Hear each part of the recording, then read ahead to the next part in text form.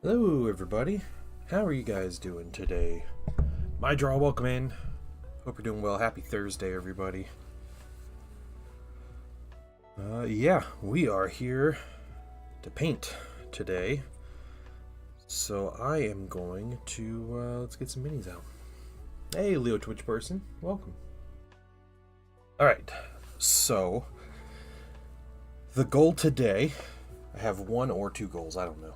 I guess we can say two goals, but well, we'll see how we feel after the first one. So first one is we're going to paint these sentinels. These little multi-melta sentinels. And I have an example sentinel here that's already painted. So we'll use this for Mecha May. Yeah, okay, sure. And then I have If I finish these really quick and I'm like, man, I'm really bored or whatever, and we want to continue, then I'm going to paint. We'll try to finish or at least continue progress on my the Thousand Suns Typhon. So we'll try to continue that on. But this is first priority. We have our colors here that we need to figure out. Some silver in some of these parts. Silver. Yeah, okay. Not too bad. Not too bad. Let's go ahead and get started. It's a legitimate contest. I bet it is. No, I don't doubt you one bit. Which is that Magnus will probably do something wrong. Yeah, that's fair prediction.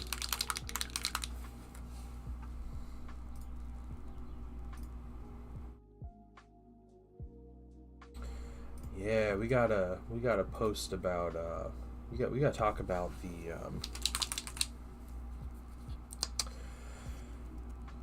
weird video GW put out today in their new website.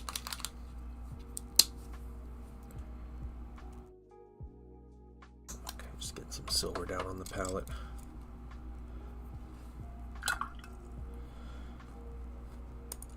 Yeah, Games Workshop put a new website up. Is it the Horus Heresy, I think is what they call it. And they're really hamming up like all the rumors about 3rd edition Horus Heresy.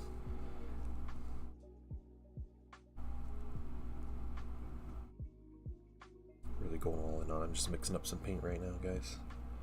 Just getting some silver.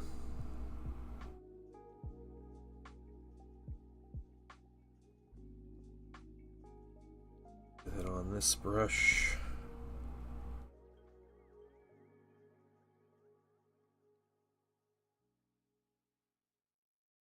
You did not see the website in the teaser video and you're interested in what's going on. I posted it in the gaming news channel on Discord.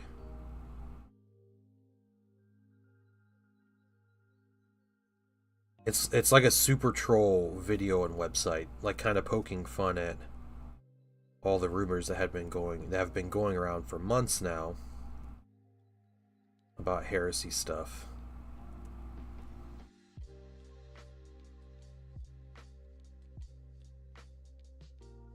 And I have some thoughts. I have some thoughts about it. I'm curious if you guys have particular thoughts about the new stuff coming, but yeah, they're really hamming things up in a very specific way. I feel like it's,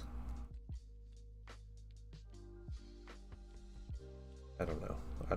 It's poking fun at the community, but I think there's some things we can deduce.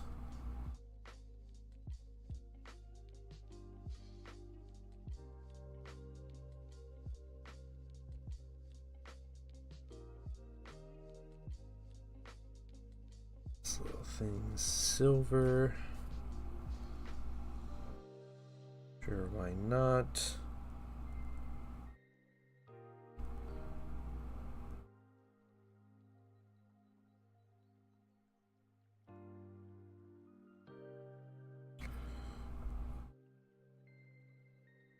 Little ball socket things are also silver.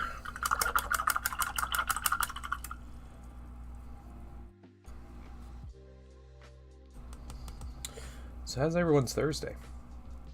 You guys doing well?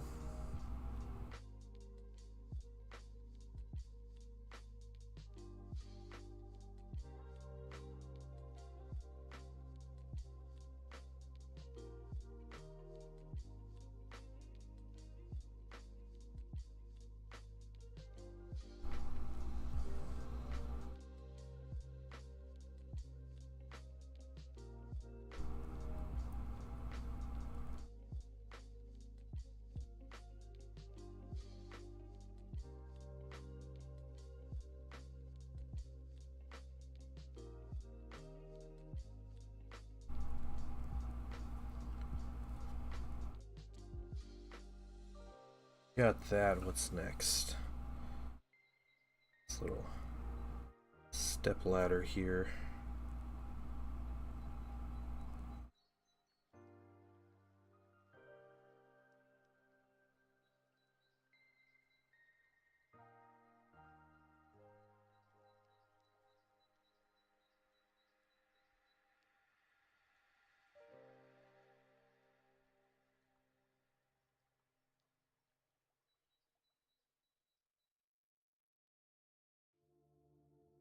I'm excited for Heresy, but the video got me even more hyped. Yeah, yeah. Did you see the website, Hobby ADHD?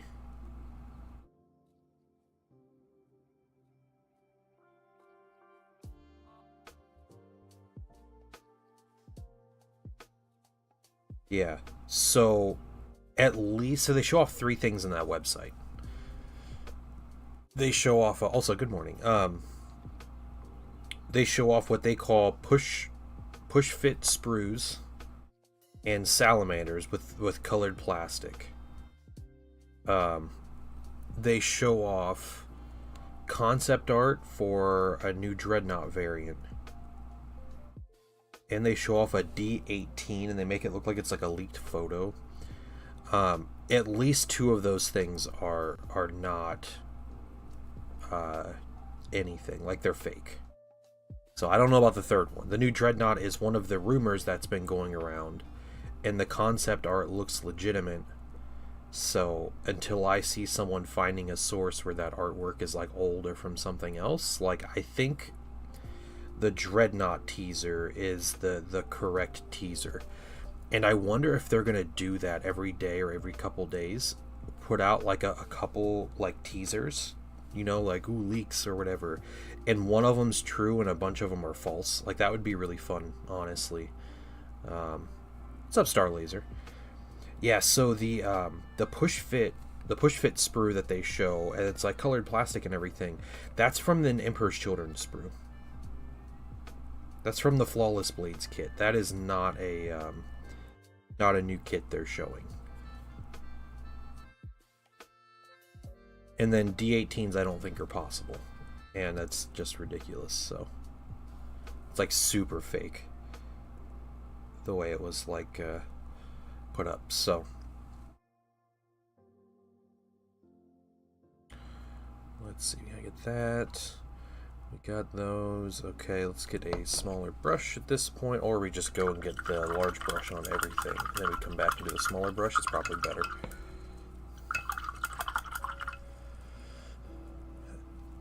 Yeah, and in 2 weeks is the Dallas Open, and that's where they're gonna do the full announcement and showing off everything, because I think it's still gonna be like a June release. So, I still think that's going to happen. So they have to start now, which I will say, I did predict a couple days ago. I talked about how they're going to market new Horus Heresy stuff. I did think it was going to be next week when they would start doing things, but it might just be a slow pace. They might just do a couple previews now over the next 2 weeks instead of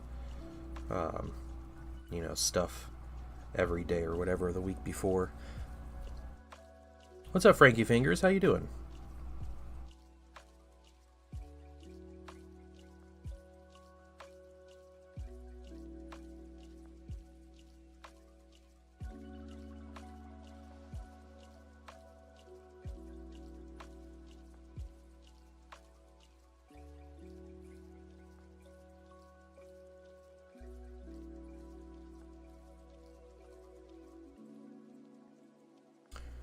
AOS seem to get all the cool models. Yeah, I don't care for the AOS models, to be honest.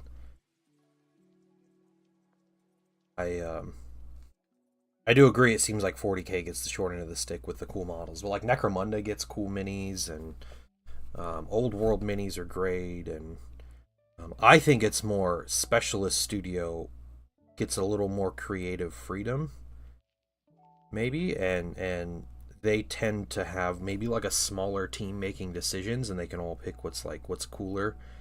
Maybe it's just their processes are different with how they do things.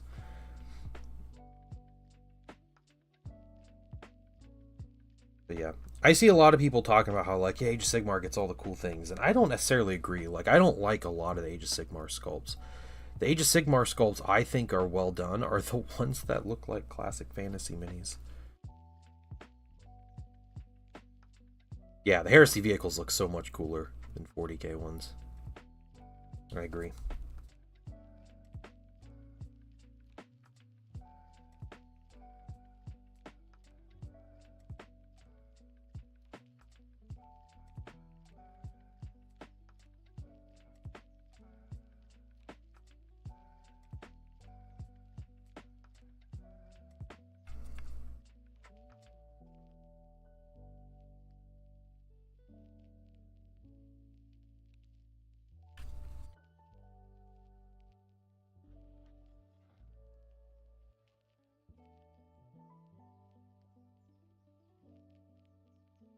Yeah, I mean, I'm curious what's going on. I really hope it's like a little teaser every day. I think that would be really cool.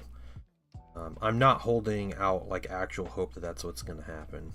I don't think that's what's going to happen, but I'm hoping it is. Just 2 weeks of like little bits and pieces would be really cool. Rhino kit when the Heresy one exists. Yeah, yeah. Because the difference in patterns of Rhino, right? Either time, turning over all the models in every faction. Yeah. Yeah, there definitely are minis that need refresh, but I think even some of their like refresh minis are real like losers when it comes to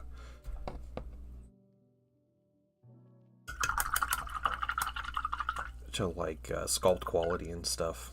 There's some pretty big issues with some stuff, so. Oh yeah, man, I'm sore.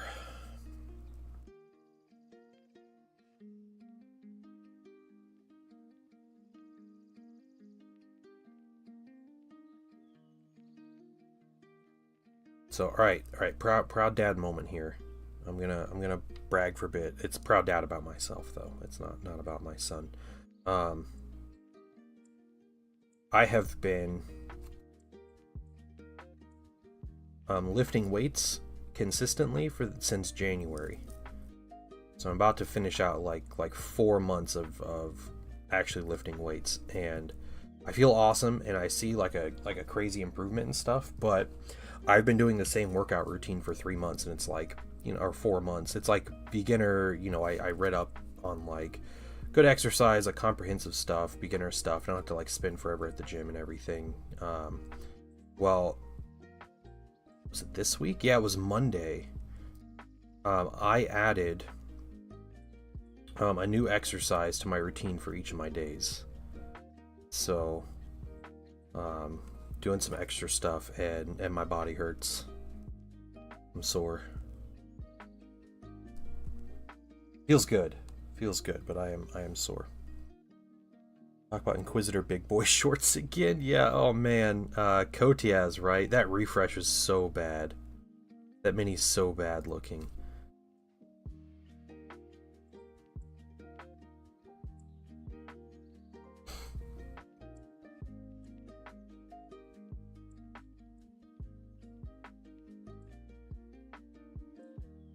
Yeah, anyway, I'm proud of myself. Happy to I have to do the little ankle joint things. Be happy with my progress. Feels good. My gym's super cheap too, so that's always nice. It's not like I'm paying tons of money, and it's right down the street from me, so I don't have to drive a long way to go to the gym either. 2 minutes from my house.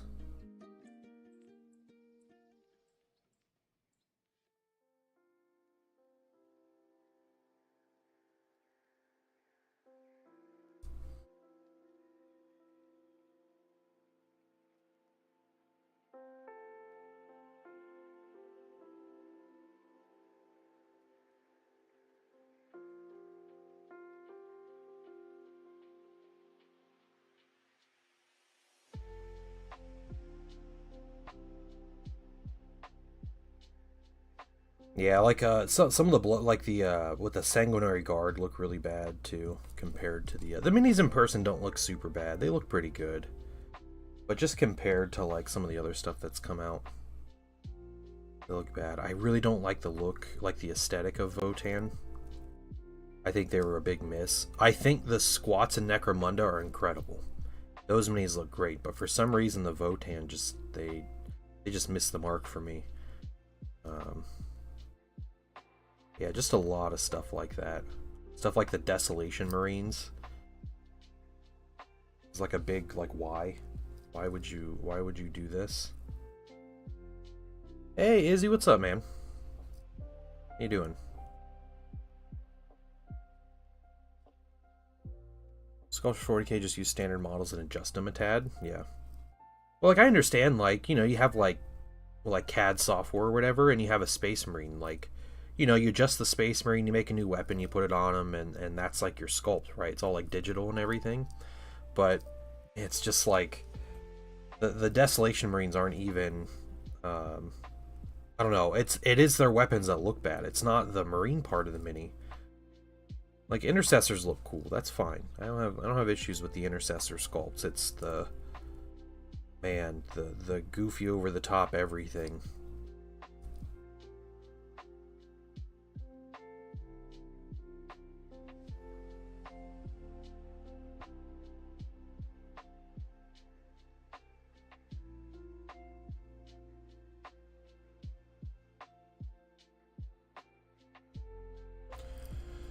Bit tired. Nice Sentinel. Thank you. Yeah, this is a 3D print I have.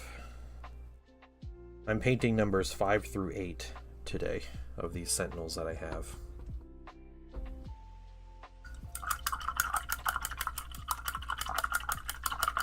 Yeah, the Space Wolf refresh does look pretty decent. Yep, I'll give them that. This is a finished one. This is one of my examples. This one has an autocannon. And these ones have multi-meltas.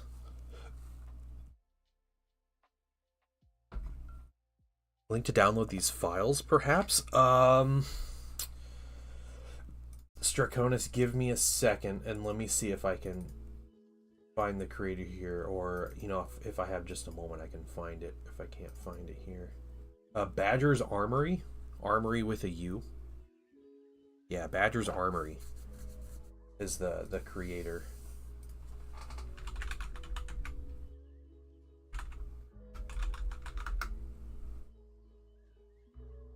I got them on Cults. Let's see, is it their Imperial range? It is their Imperial range. They have one called Imperial Sentinels. They're $5 US. He's got lots of other stuff. He's got Krieg tanks, he's got wheeled chimeras, he's got all the artillery tanks. It's cool stuff. I have 8. Yeah. I have 4 of them painted, and the other 4 are primed right here. But I 3D print them. So the thing about these is they're like 5 pieces each. They're customizable, so like the legs and the hips and the feet are all separate, so you can pose them and everything. And they come with weapon options, and I actually I found and edited a multi-melta here for them. So I just increased the size on it a little bit, basically. I found a multi-melta that went on a vehicle, and it fit on these. But they do have like plasma cannons, las cannons, auto cannons, multi-lasers, heavy flamers. They have all that for the minis already. And it was like, it's like a $1.50 worth of resin to print these. So, and I'm using them in 30K. And 30K militia, you can just bring a ton of sentinels. I think squads up to 6, maybe 5 or 6. You can get 3 squads of them, so you can have a bunch of sentinels if you want. Okay. Yes, it does look like the old Sentinel, which I love. I'm not a huge fan of the new Sentinel style. Yep, yeah, if you have the STLs, yeah, you can edit them. So Jonathan, we have been watching Andor, and we've watched up through episode 7 at this point. So we haven't watched 8 and 9. The show is incredible, and I heard episode 8 and 9 get insane, which we're kind of expecting, but yeah, we'll watch it through the weekend. We don't have the time from like Tuesday through Friday to watch the show, so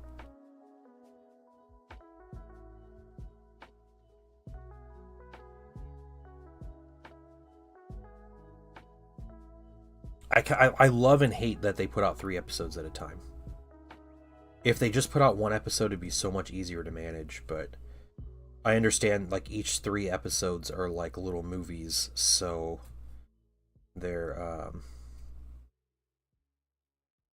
you know, there's a strategy with how they're releasing them, but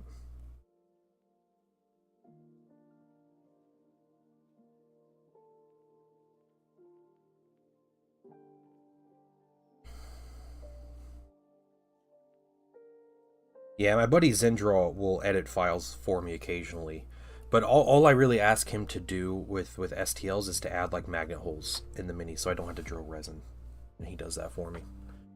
Yeah, 8's really good. That's good. Yeah.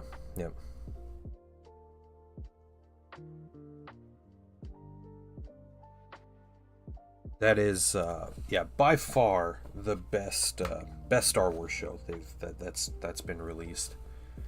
Yeah, it is really nifty. Yeah. I had some Heresy era Marines I wanted to print, and I wanted them to be Assault Marines. And in Horus Heresy, your Assault Marines come in two flavors. There's Assault Marines that have jump packs, and then there's Despoilers that don't have jump packs. And you can put them in rhinos and stuff. So I had I wanted them, but I wanted to get as many options as I could out of them. So Zendral edited them so the bodies, like the torsos, and both types of backpacks had magnet holes in them. So I just popped the magnets in there, and they're good.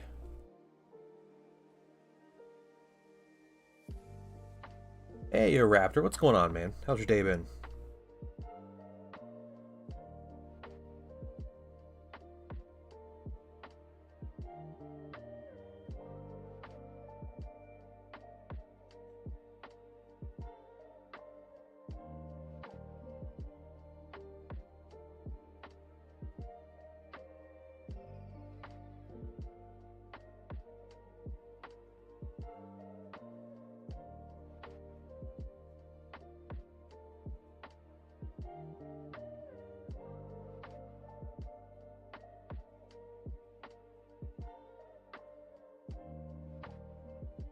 Ankles, and we'll get a smaller brush, and we'll continue with some of the other silver details.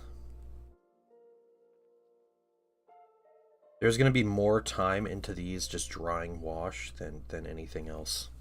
You guys will see. So one actual 40k kit. I do all the 40k bases and have hex hole model sticks in. Yep. No, not all of them have that. No, that's actually pretty rare that minis have that.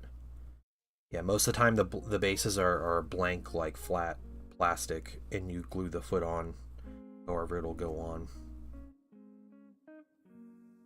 Yeah, a lot of the push fit, like starter set minis, have the hexagonal like hole, like push fit hole in them. Mark yourself in a comfy seat. Nice, nice. You enjoy. Hope all is going well, man. Okay. Did initial silver. Let's get a smaller brush here.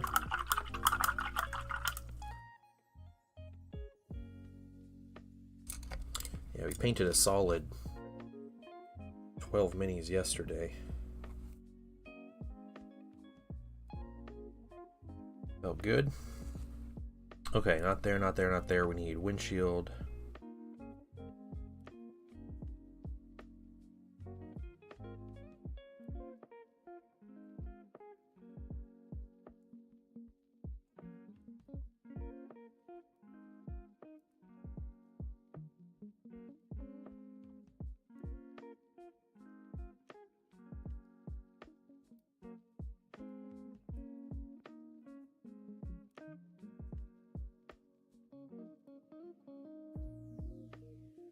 This piece, and we'll get the rest of the exhaust.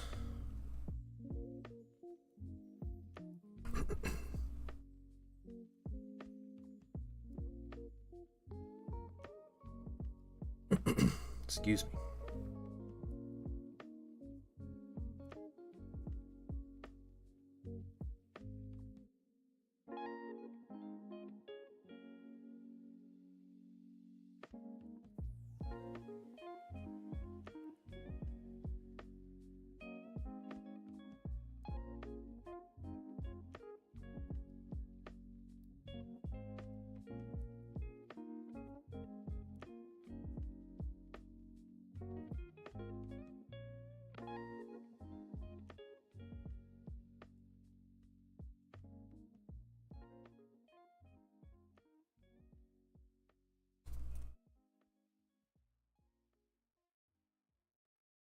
Now the actual Melta gun itself, we have a little bit of silver that we can do.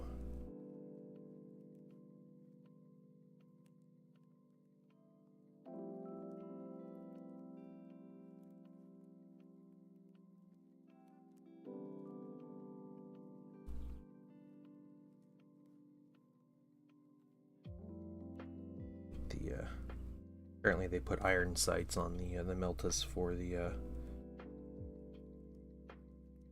Sentinel. It's pretty great.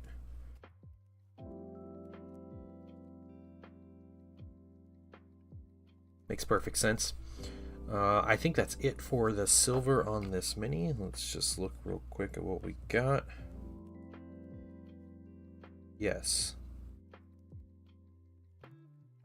Maybe not. Hold on. Maybe one or two more little things here. For some reason I painted that. Hey Zen, what's up, man?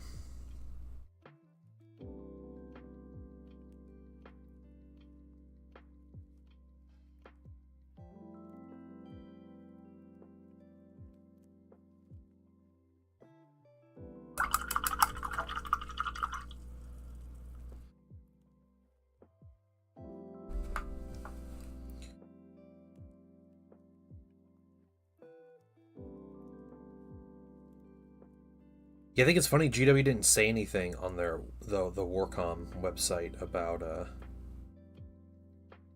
the Heresy thing. They're just letting it go as like a big troll.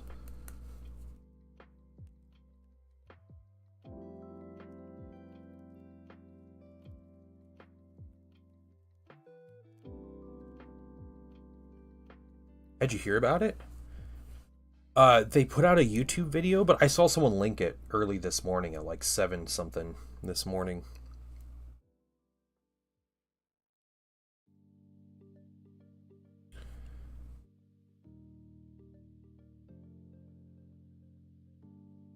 Yeah, some of the funny things in that video, guys, if you look closely, there's like books and stuff and like sticky notes.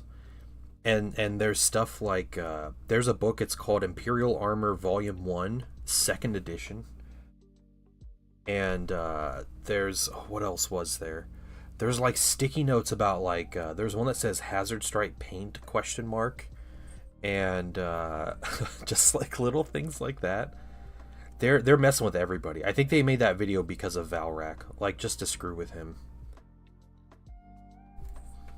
But that's part of the reason why I don't think there's actually going to be a full new edition. I think they're just hamming it up.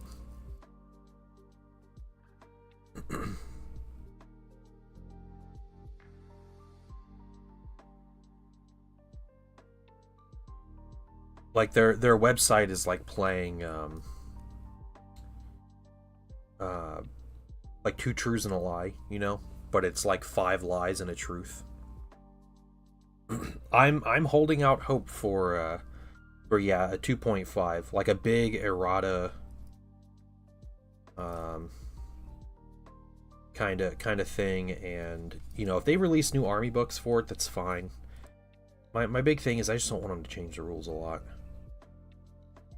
Yeah, what's up, Raja? How you doing?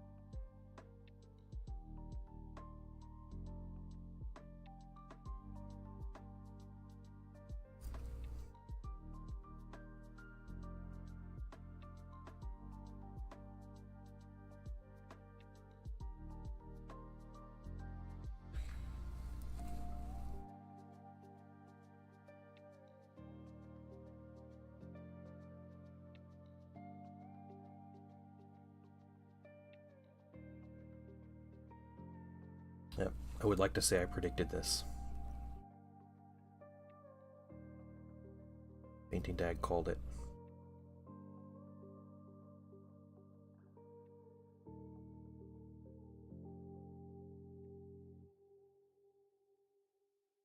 Typical work BS, yeah. Yeah, that's fair.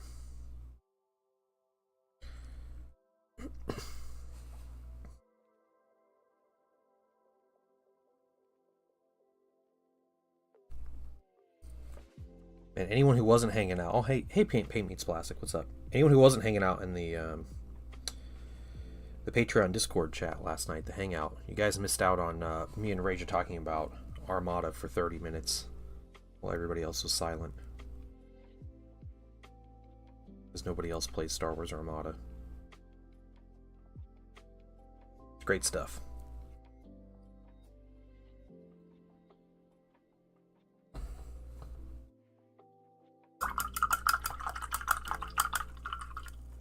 At least 30 minutes, yeah. Yep.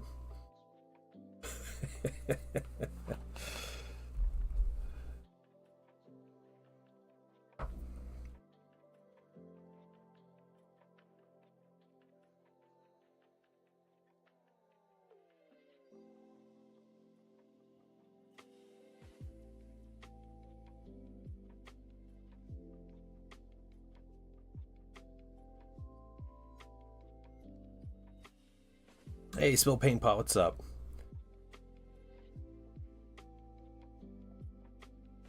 Yeah. Wandering Pict was chilling. It's super late for them anyway, so I just assumed that they were tired enough to go to bed too. Yeah. Gosu wasn't there to call you AI or anything. Crazy time. Tyranny, as much as I hate their new bikes, yeah, I don't know if there'll be like new Centurions, like Space Marine Centurions. I don't see that happening. Those minis just need to go die anyway. So ugly.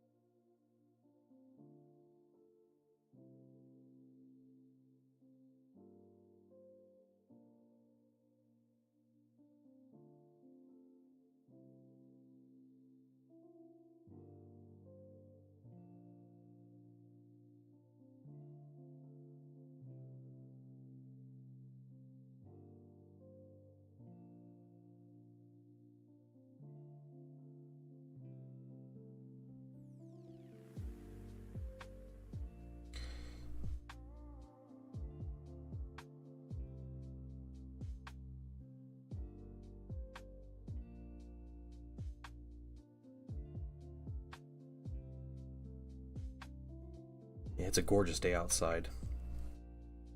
Absolutely gorgeous. It's finally not raining. I think it's supposed to rain today, but just been inundated with rain and storms the past 2 or 3 weeks. Crazy.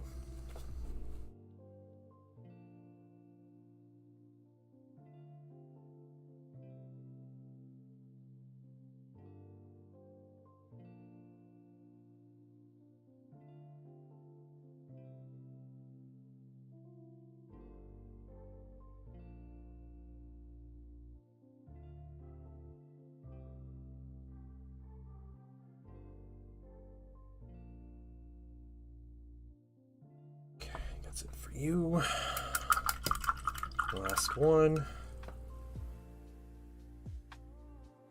Our silver is complete.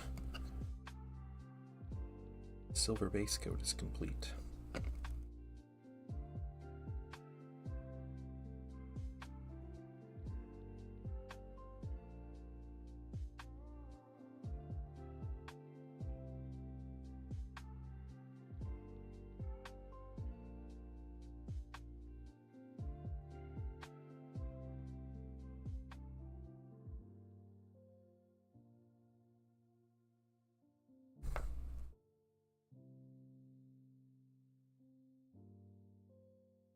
Zen, I do have your shoulder pads printing.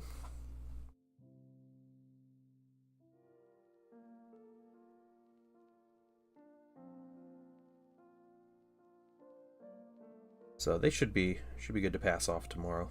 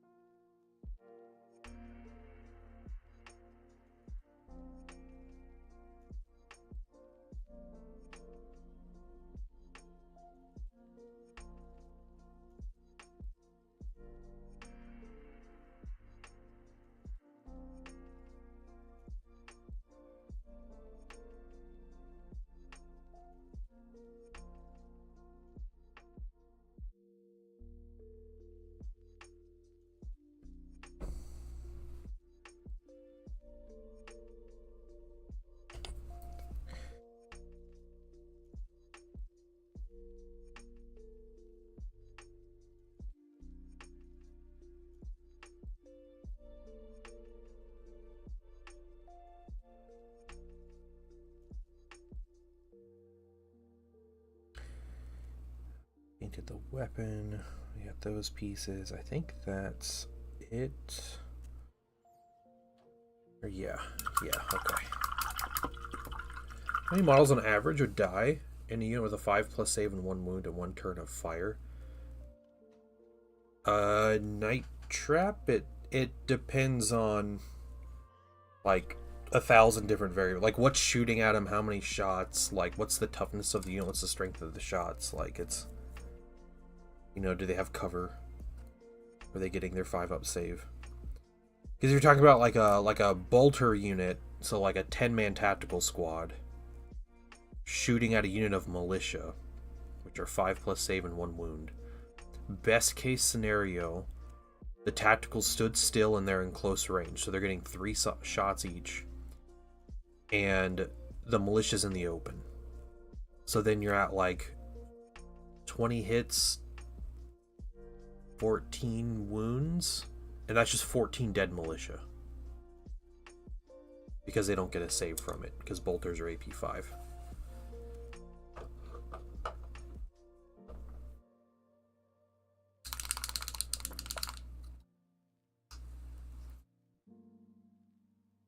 So, but if you're talking like, you know, militia in cover at long range, like out of the half range, the Marines moved, that's 10 shots, and they still get their 5+ saves. You're looking at like 7 hits, maybe 4 wounds, and 1 or 2 saves. So you're looking at 1 or 2 dead, 2 or 3 dead militia. Assault Centurion with jump pack. Oh yeah. Assault Centurion with a jump pack.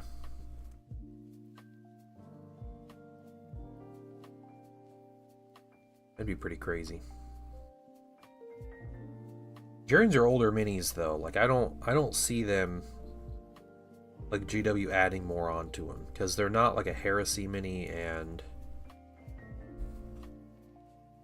you know, they're not Primaris or like kind of Primaris coded or whatever. So, you know, maybe they'll release new Centurions and make a more Primaris scale, and they just kind of go from there. But I don't really see that happening.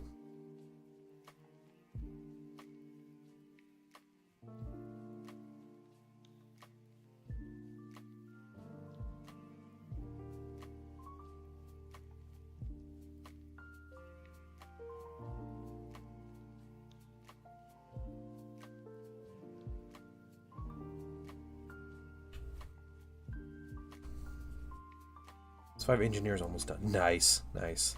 There's a D3 models in that unit turn would be good.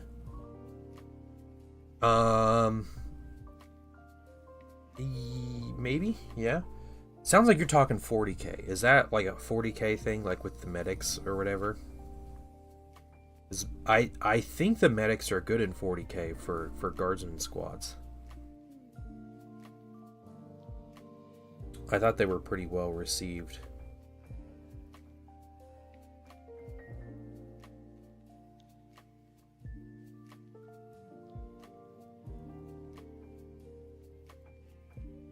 Okay. Cable's on. Let's get the next one. What's after the 5 engineers, your Raptor?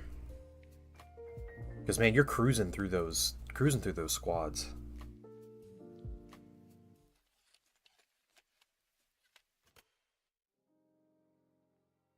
And did you get the heads that you ordered?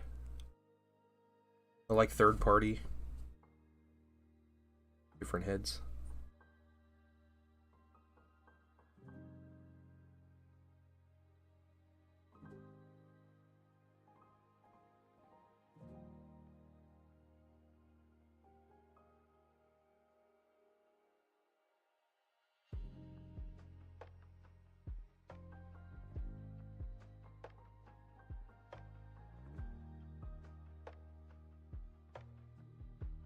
So I'm using Ripper Swarms to regen my Termagants. Okay.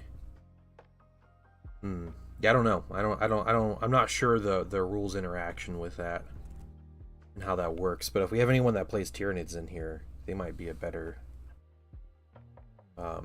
resource to answer the question if Assimilation Swarm using Rippers to regen Termagants is worth it.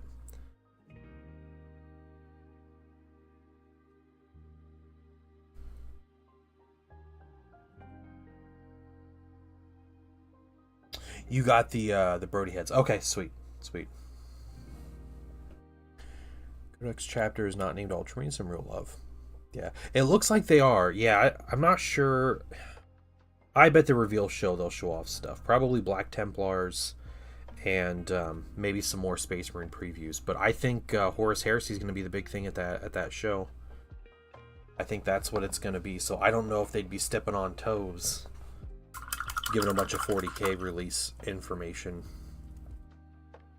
We'll see. They got to announce something for 40k, though. They can't do one of these shows and not do a 40k. Meeting at 11 might go nap. Yeah, that's fine. That's cool, dude.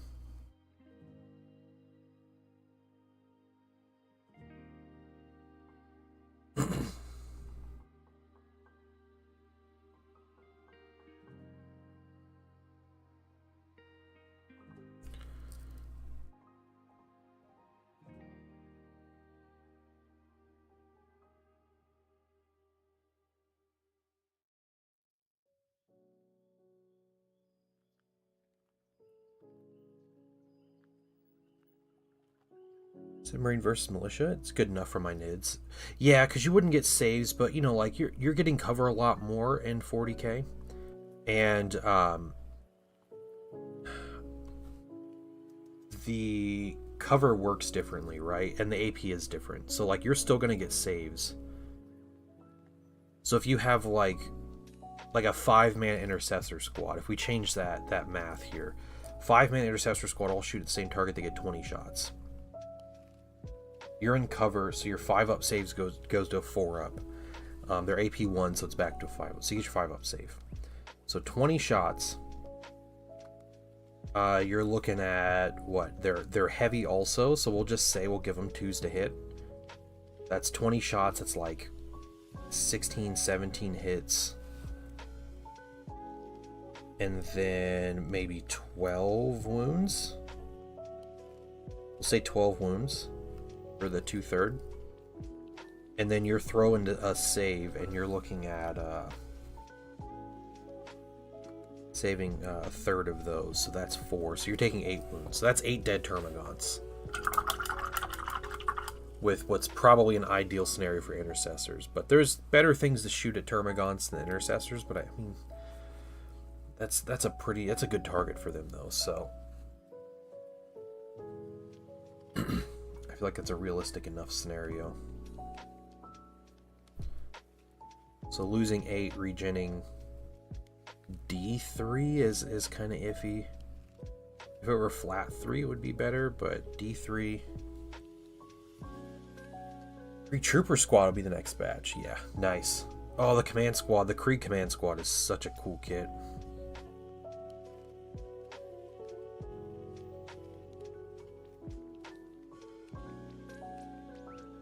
Such a good kit.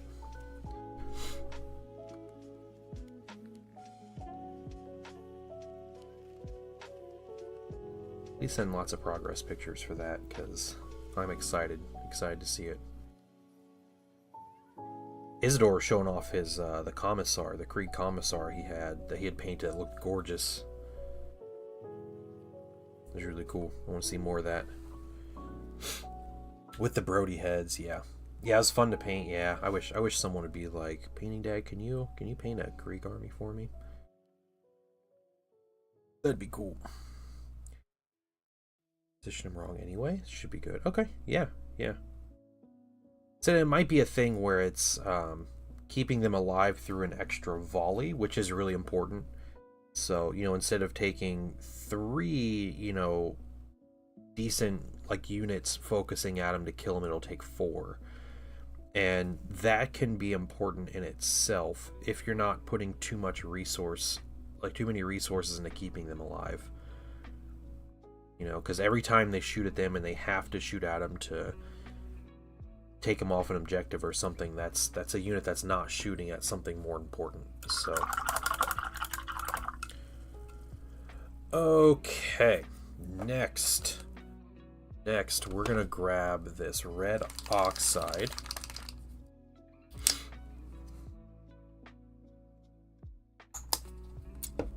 We're going to start painting some stuff. So I want to start...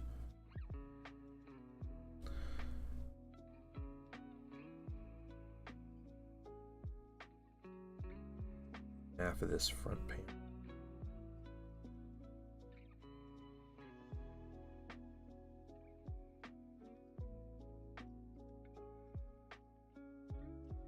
The second coat on here. This panel. Well,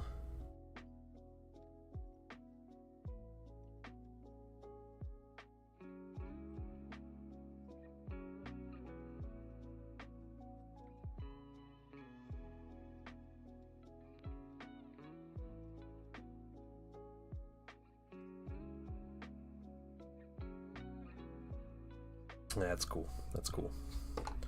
All right, next one.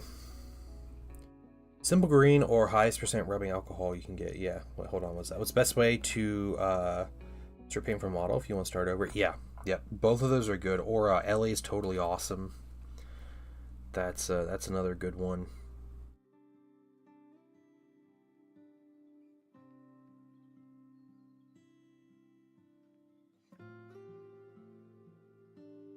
The isopurple will strip a lot faster, but you have to be careful that doesn't like eat away at the plastic. The simple green and LAs won't eat the plastic.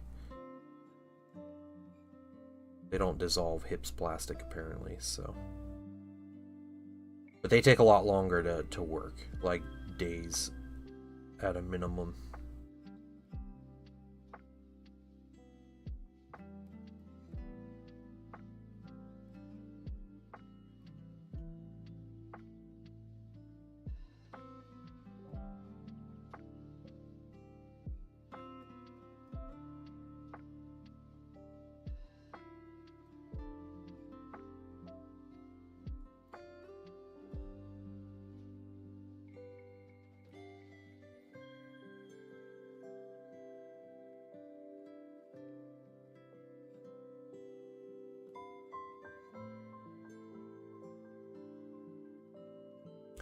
Storms are cheap.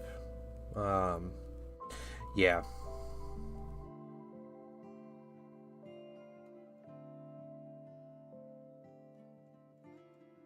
Yeah, normally those little swarm units are just not worth shooting at or attacking by the enemy unless they're doing something like disproportional to what they should be doing. So if you kind of keep a low profile on them, just keep them healing stuff or holding back objectives or preventing deep strikers, like it's not, they're never going to be much of a target. Keep making mistakes here apparently. Note to self, that panel again.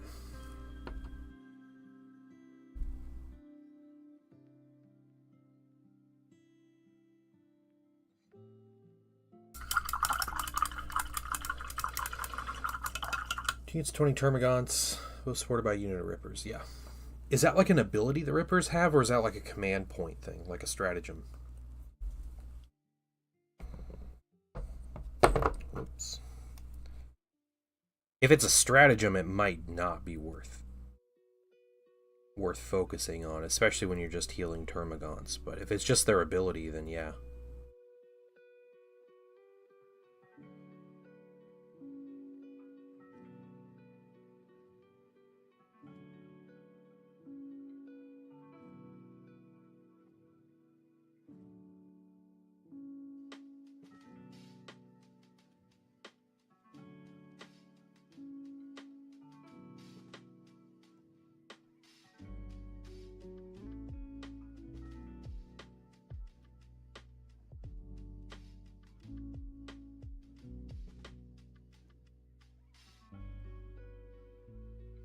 Ability they have under the detachment. Okay, cool.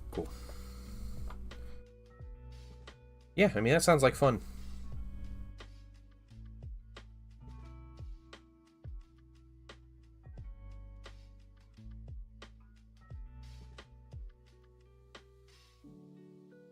Man, guys, I hate that the weather's nice right now, honestly, because I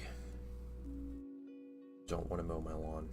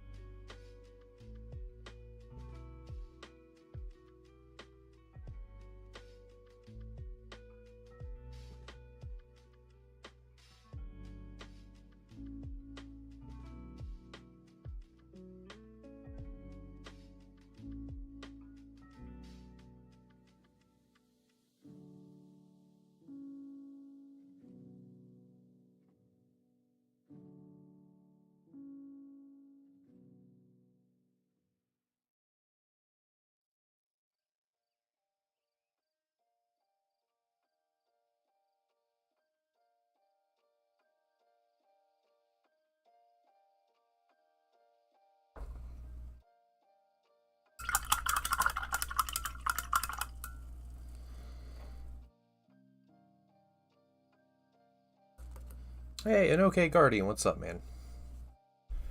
It has. That's been a great morning. Yeah, very chill. That's okay. I'm okay with the chill morning.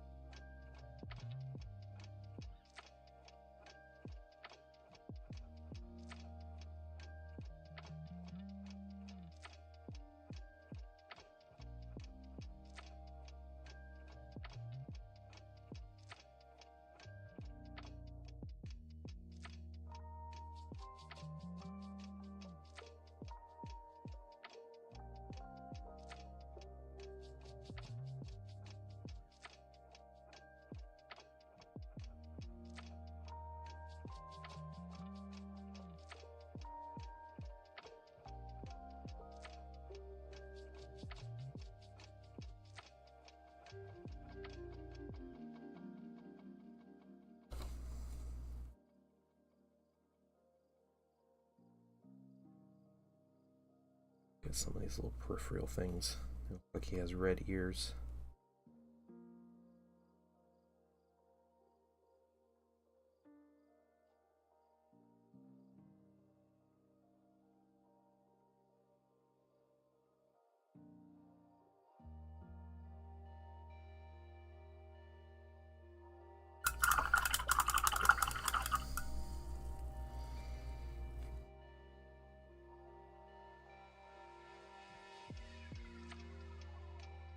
And we could probably do a half here.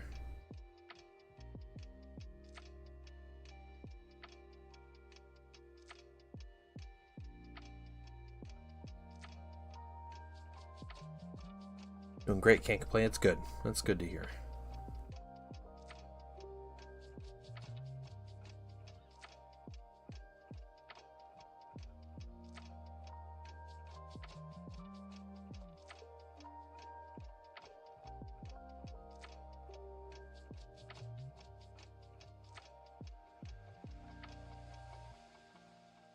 Sure, why not? I kind of don't like it. That's okay.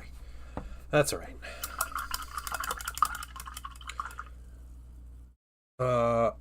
So chosen a base my army around Termagants because I can get them for a fourth the price. Oh yeah. Termagants are so cheap. Yeah, who cares if you get all the weird weapon options for them? Like you just get those push fit ones, and you can get hundreds of them.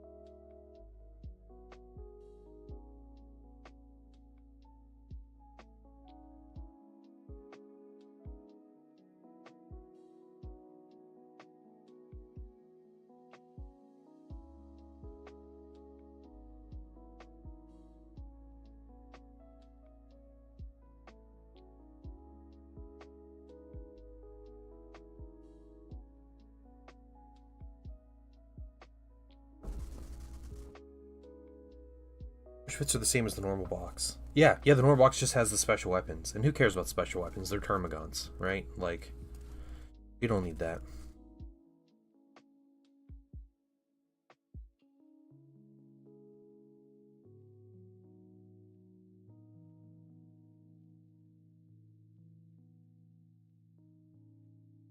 Don't look at the underside of these minis, guys. They're, the supports on the hulls of these were pretty difficult to do, so it turned out a little janky.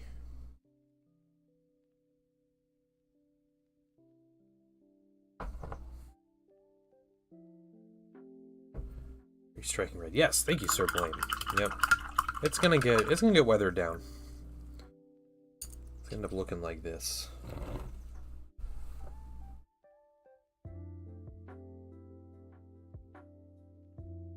More finished Sentinel.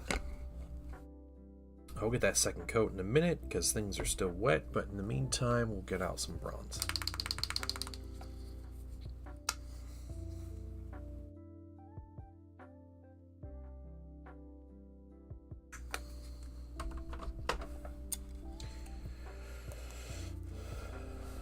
Who cares? More of the base weapons, the most balanced of all the stats. It's kind of the best option, yeah. Yeah, that red is satisfying.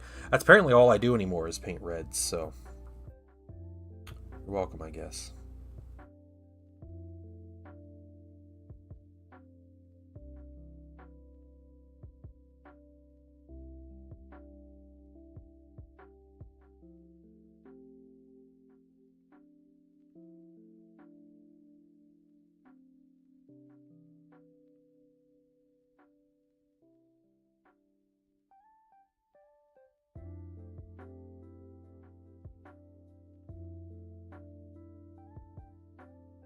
It is red oxide from Pro Acryl. It's very similar to Bold Pyro. A little more orange there, but yeah.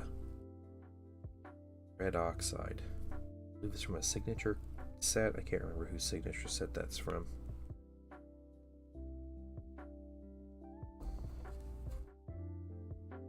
Yes, these are for my my militia, but they can be used in 40k. So my militia force is, I'm intending it to be kind of a mix between 30k with, you know, militia, or they're basically just scrap minis or whatever to use for whatever you want. So a little more desaturated, a little less bright, yeah, a little less vibrant. Yep.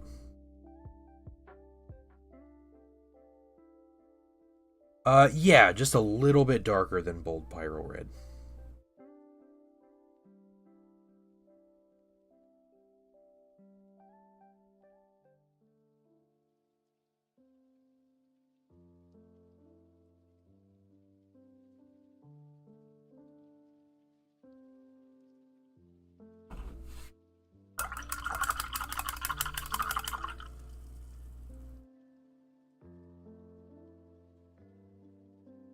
The reddest red, yeah, it is. Yeah, here, hold on, I'll show you. So this is red oxide compared to Bold Pyro, and then you have burnt red. So it's like a good in between, right? Burnt red, red oxide, Bold Pyro.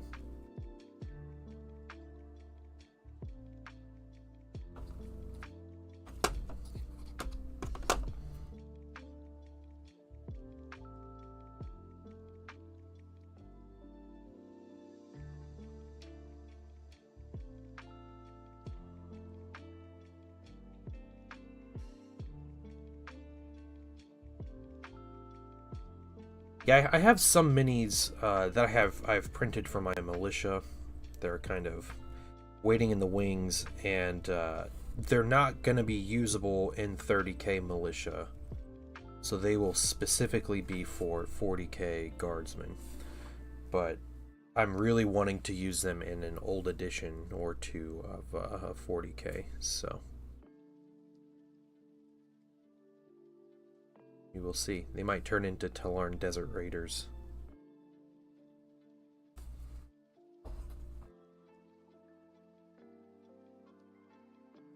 There's a 6-inch radius. Space for their 40 mil. Yeah, you can get a big radius out of that. Yeah, no problem. I have yet to get the new monument colors.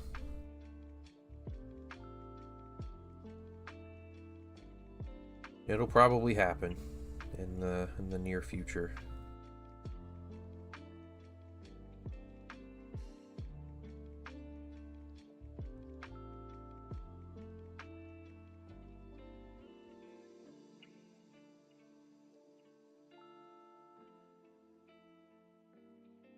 Yeah, the AMP ones, yeah.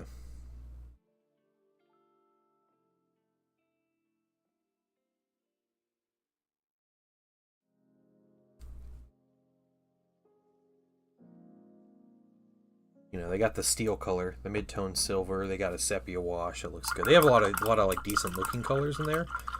I haven't watched or heard specifics about how they are compared to the current AMG colors, though. So I don't know. Okay,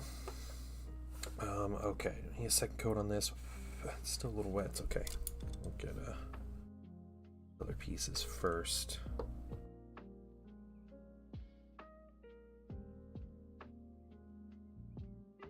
Give these a couple minutes to dry before we throw a wash on everything.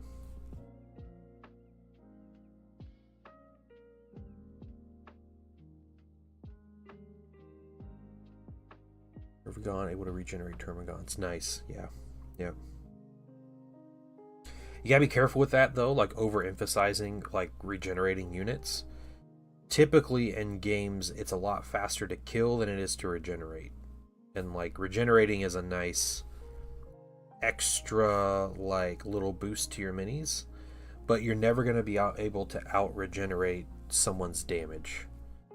So as long as you understand that and you know, kind of plan for it, then you should be good. Judge Dave, what's going on? What are you doing this morning? Or afternoon? Maybe your case. Alright, second coat on that. Letting some of the other stuff dry. Okay, lurk once more. Alright, cool, good talk.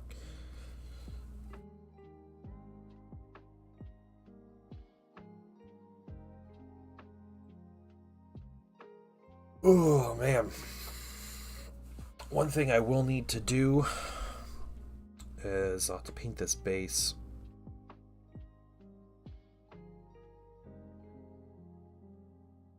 Caramel brown, dry brush it, and then dry brush again. Angry Ron. Oh, okay. Is this a which one is that? Which Angry Ron?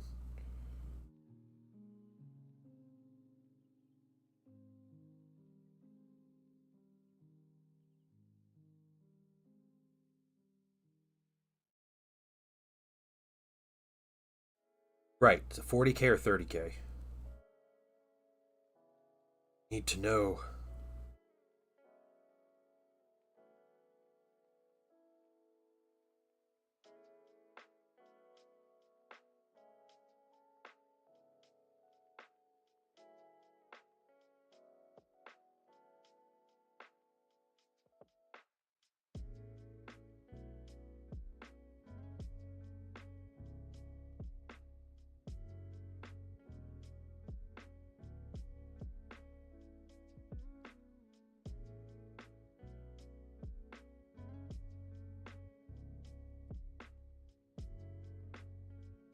There's only... Okay, alright. Are you going to get the demon one when it comes out? He was the first Primarch released, I think. He was the first Primarch mini. He definitely deserves the update.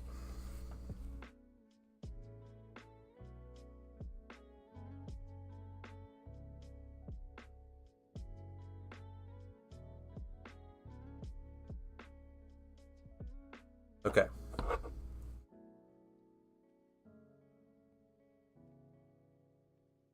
Oh, only if I buy him for you? Yeah, I see how this works. Yeah.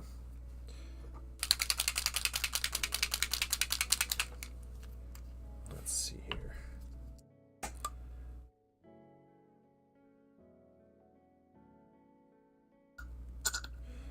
Try to keep this rolling here. This wash that I made. Okay. Lamy and medium, right? Isn't that good? Good lamy and medium. I'd probably take this label off at this point.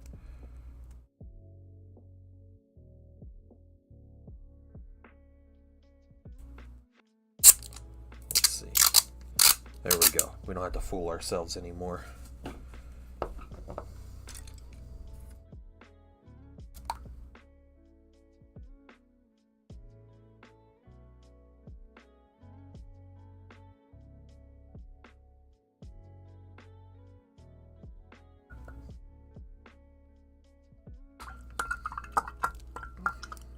Washing a vehicle, I'm going to put it on pretty heavy.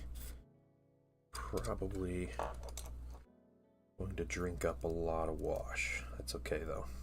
It's alright. Alright, we'll start with this one. Simple one. Paint looks dry.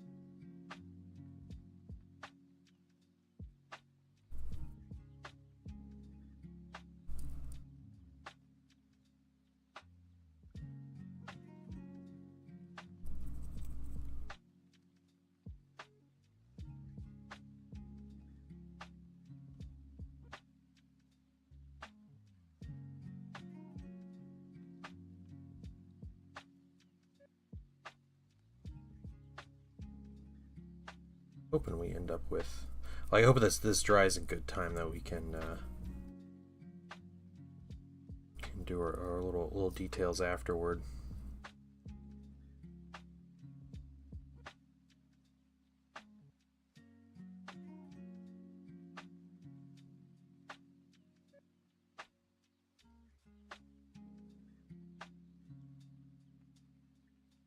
And little mistakes we don't care about so much on these. Wash and dry brush and weathering will correct it all. Where to go? Okay, ground. All right, sweet. Go on, man. Good luck. Good luck picking up your old Primark.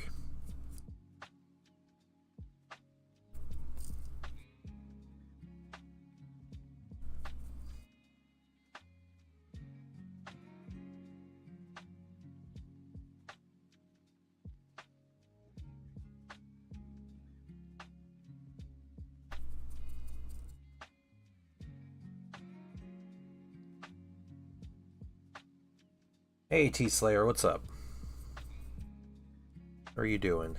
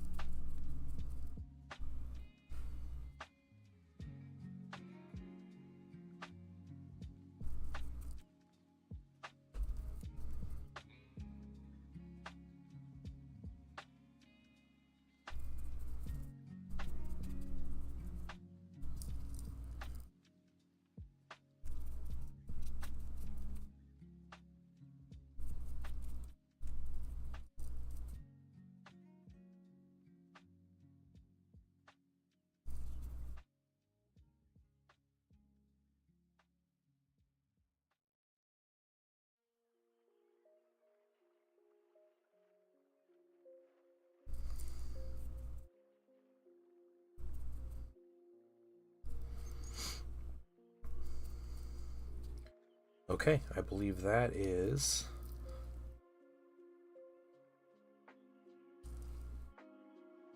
wash on one mini. Just like that.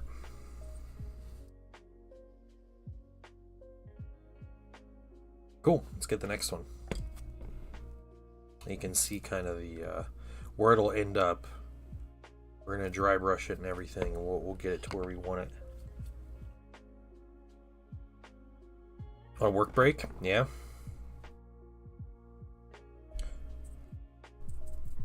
Hopefully your work day's been going well. It is Thursday, so it's not, you know, not the worst day, right?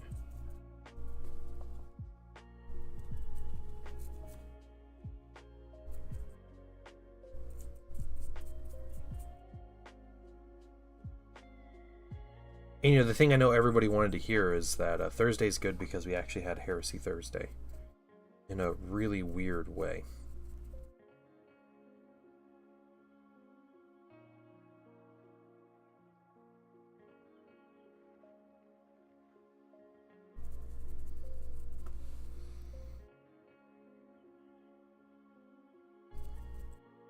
I put some acrylic medium in here, and I think the acrylic medium is what's causing this to bubble up as I apply it.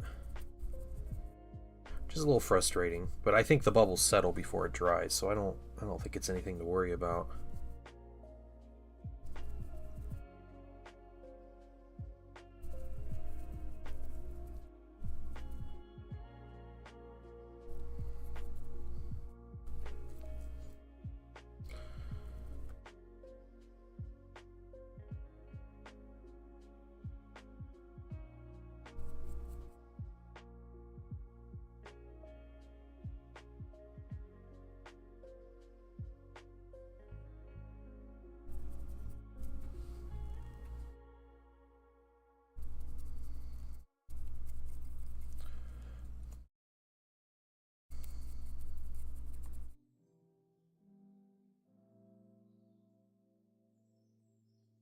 I think in finishing these minis, these Sentinels and the troops I finished yesterday, once I'm able to get them primed and everything and they go to the display shelf, I think I'm officially going to be out of room on my big bookcase display shelf for my Thousand Suns and I guess Heresy minis. I've painted too much. I'm going to try to cram everybody on the shelf. But we'll see. It might just have to be like a rotation. Like I have the minis I'm going to use or just used in a bag, and then everything else is is on the shelf. That might have to be what it is. Surely the painting wife won't let me buy another display shelf. What's up, Yoshi? How you doing?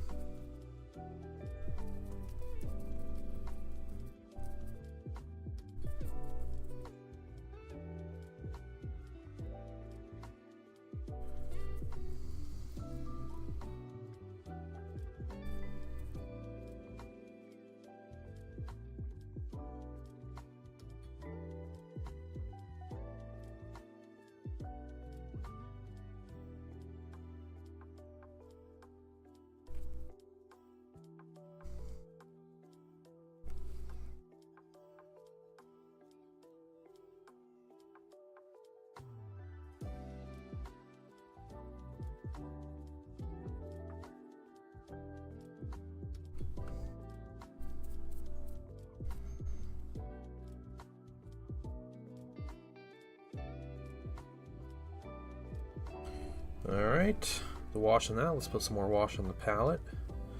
We'll move on to mini number 3. Place full. Isn't time to move to a bigger room, the bigger shelf. Yeah, I just need to buy a new house with more space and more shelves. I already moved, so I like I don't know, remodel isn't the word, but I like reorganized and ordered new shelves and everything for my hobby / computer / workroom studio, whatever you want to call it. It's room in right now. And I had a bunch of old like shelves that are just kind of like hodgepodge, like I had found places or I had been using for something else, and I ended up like over the past 5-10 years or whatever, they just kind of gathered things. And so at the start of this year, I made it a project to get new shelves and like go through and organize everything. And so I did, and it's incredible. I went and bought IKEA bookshelves there with the Billy bookshelves or whatever. And they fit. They're like modular, and like I have extra shelves if I need it and all this stuff. It holds all my things, all my hobby and like work related things. And I had one shelf I was using as a display for my one of my Middle Earth armies. For Painting Wife for more co-streams. Yeah, so Painting Wife is in this. Her computer's in this room and stuff. And we are gonna stream on Saturday, guys. We're gonna do a Painting Wife stream on Saturday. So, not sure what we're doing. We might play some video games, maybe, if you guys are cool with that. Just like mess around and play Heroes of Might and Magic or something. But I got these shelves. I have one army on the display shelf. Well, as I acquired more militia and Thousand Sons and stuff, I had to move more armies off of my display shelf that's actually in our living room upstairs, because I live in a bi-level, so the weird rooms are downstairs and they have living room upstairs. But so I moved. I had to swap out the final shelf that didn't have Heresy minis, Thousand Sons minis on it, and move it downstairs, and I ended up taking up two more bookshelf shelves. So I only have, let's see, like one more empty shelf on my IKEA bookshelves at this point. And that whole upstairs shelf that I have that I used to display minis, the display shelf is covered in Heresy minis. So yeah, I also have like a game room. It's also my 3D print room, but it's my game room. And the game room has floating shelves all on the walls. And the floating shelves are all holding armies for display. I have a lot of minis, guys. I have a lot of minis.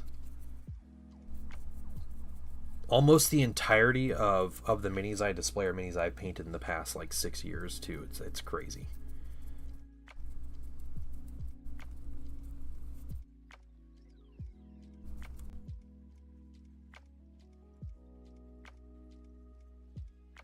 Get your vacation in 2 weeks? Nice.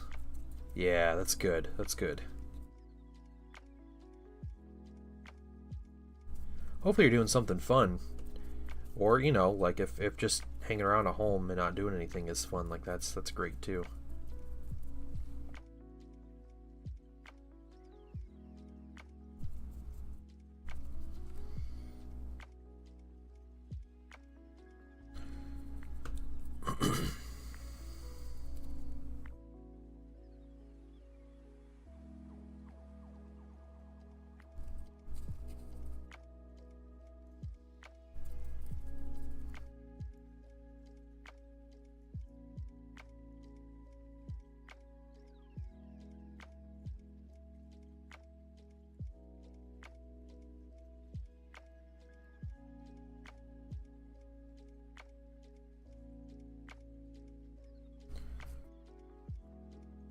Texas Frightmare Weekend. Okay. I am not familiar with that. It's like a haunted house thing. Like in spring. That'd be really cool, actually.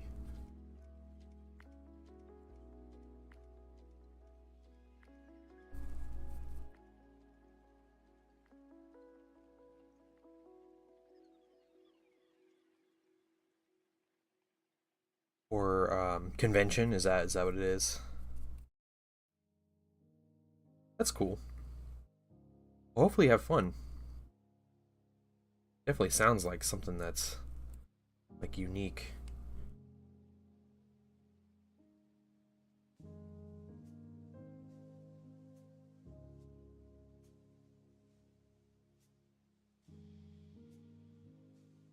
Alright, one more to put this wash on.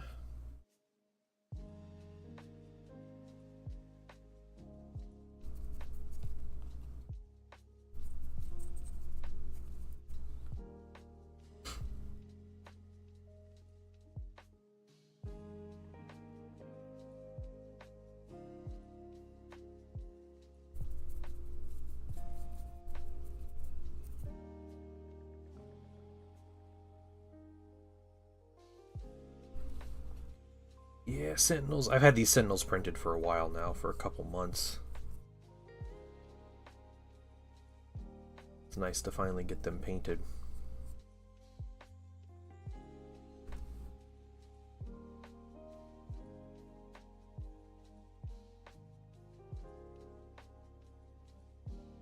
That's alright, T-Slayer. I type like a toddler, so no one should ever feel bad about misspelling words in my stream, because I will not make fun of you, because I am so much worse at that. I just flat out embarrass myself every time I try to type something out.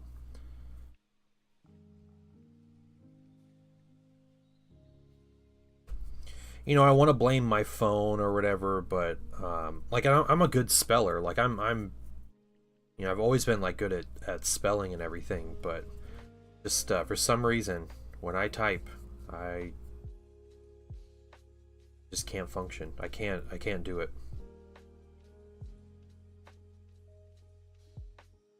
Hey DC, what's going on? How are you doing? Yeah, it's auto. Yeah, the AI auto correct weird function. Yeah.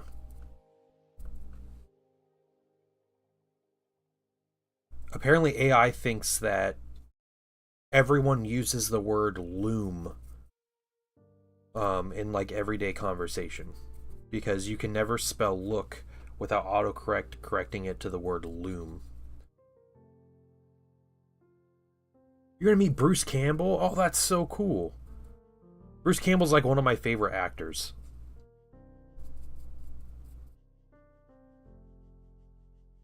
That's really cool. I'm glad you're doing well, DC. Yeah, I'm doing well. I'm doing well. Having a good, chill day. Painting some Sentinels.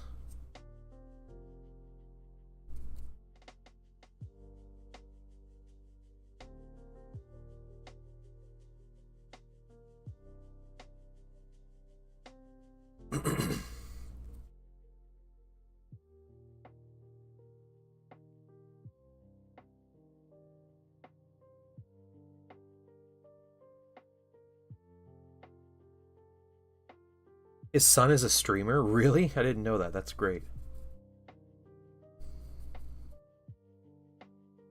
Whose son isn't a streamer, you know?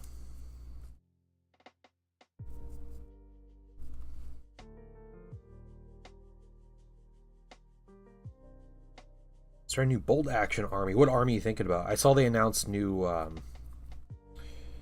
new like Commonwealth or like British units and stuff, so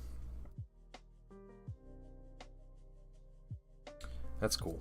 I've heard really good things about the new edition of Bold Action. And there's someone local to me that's trying to get me into it.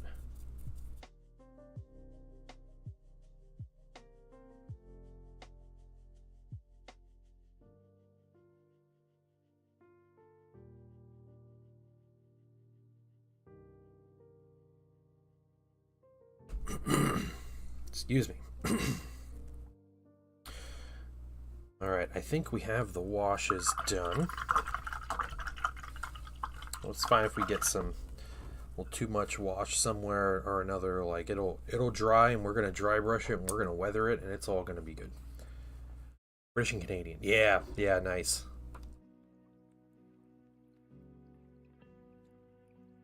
We had this conversation the other day about Canadians in World War II.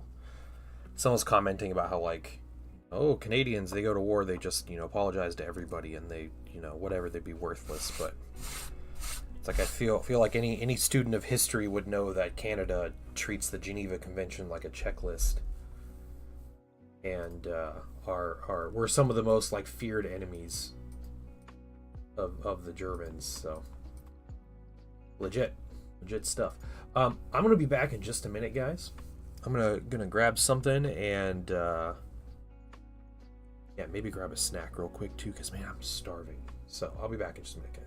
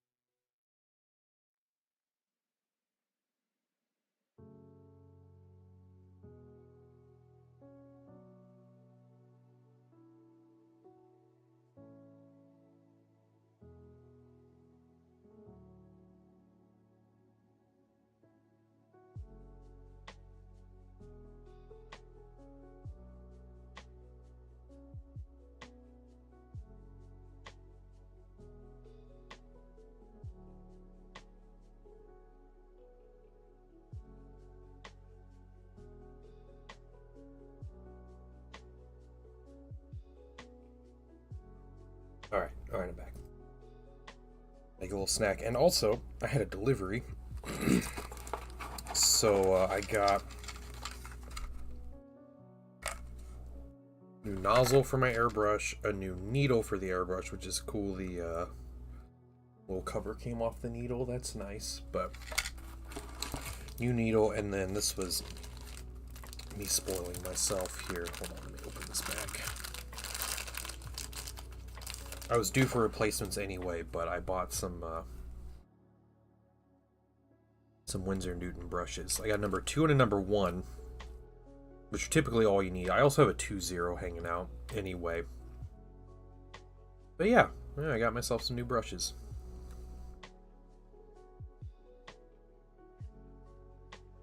Exciting. I'm excited about it. There we go. Unboxing for the day. I didn't actually have... I'm not going to show the box on the on camera because it has my real name and address, so we'll set these guys over. I'll put you in here. We'll get you in a little bit.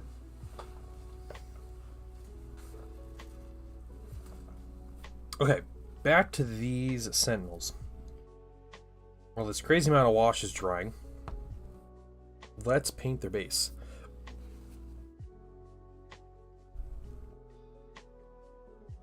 And I'm thinking the way I'm going to do this, I'm going to get out this black brown.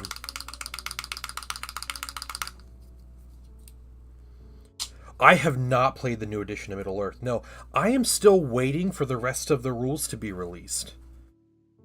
I am honestly, like, just flat out disappointed in this whole thing that they're doing.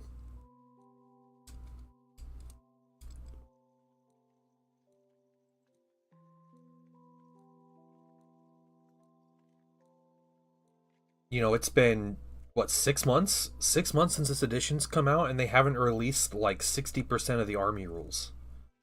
That's insane to me. It's absolutely insane. And I don't know if they had like an agreement with, was it Time Warner or whoever owns WB or what is it? So the core book rules are out, and then they have army rules for the armies of the Hobbit and armies of Lord of the Rings. What they don't have is a third book that they said would be coming out soon after the edition releases that's called Armies of Middle-earth. And the Armies of Lord of the Rings has rules for everything that everything, quote unquote everything, for stuff that shows up in the movies Lord of the Rings and then the War of the Rohirrim movie. Armies of the Hobbit are minis that show up in the Hobbit movies. Armies of Middle-earth is everything else. But that everything else includes rules for like Easterlings, because they didn't put Easterlings in the armies of Lord of the Rings for some reason, even though they're in the movies. You know, I have my main army for Middle-earth as a dwarf army. Like Khazad-dûm dwarves or whatever. There's no Khazad-dûm dwarf rules because they're all in armies of Middle-earth. They haven't put out the minis that they're like, yeah, these are going to be legacy minis or whatever. Like, they're not going to get official rules for tournament play, but they're, you know, we're going to have rules. They haven't released that yet. They have about a dozen different minis they've announced that they're going to release, and they haven't released yet. Including minis they announced before the edition came out in November. And they just haven't released them. What's up, Tuvan? What's going on, man?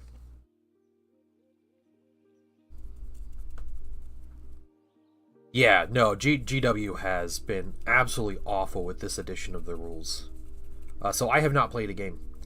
I did play... Domo Robogato, welcome. I did play in a tournament in Middle-earth last December. It was after the new edition came out, but we played it as a send-off to the old edition rules. And not going to brag, but I did win the whole tournament. Running a meme list, so felt good. Just avoiding places close to the feet here. Because we're going to come back in with a smaller brush and get the feet. Waiting for new... It's not going to happen, dude. It's not going to happen. I would not keep waiting for those. So, I think what you have to understand with this edition of the rules and with... I think it's WB, right, that owns the rights. Warner Brothers that owns the rights to the, like, Tolkien stuff, to Lord of the Rings movies and stuff. What you have to understand is this whole thing is just a way for them to keep the rights to the IP. That's all of this is. So, Warner Brothers released the movie that had like a $5 million budget or something stupid. It made $1 million in the box office. It bombed completely. They kept it in theaters for 2 weeks, and then they put it on like HBO and Amazon. It's just a they put that out because they have to put out a movie every so many years, or they lose their rights. So they did it. That's what they did. Games Workshop is doing the same thing. They have to release things so often, or they don't get to retain their rights. And they tried to follow up on the hype, and I think what they were doing was they were hoping that this movie would be more of a success than it actually was. And since the movie bombed, like, nobody really cared about it. I watched it once. It was super mediocre. I don't think it was anything special. But after all of that, GW just kind of were like, well, nah, we're not going to waste the release slots. They would rather have a non-pre-order week than just put the Middle-earth stuff out. Which is crazy. And, maybe it'll be this weekend. I am almost certain it won't be this weekend. They're going to do Thousand Suns and or Space Wolves this weekend. But yeah, they just keep announcing, a random plastic or resin mini here or there. And they're just not releasing them. I can't think of the last time it's been such a large gap in time between when Games Workshop has fully announced a mini and that mini actually came out. Oh, Angel Alita second movie? Oh no. Yeah. I never saw the first one. I don't know anything about it, but yeah, probably not happening either.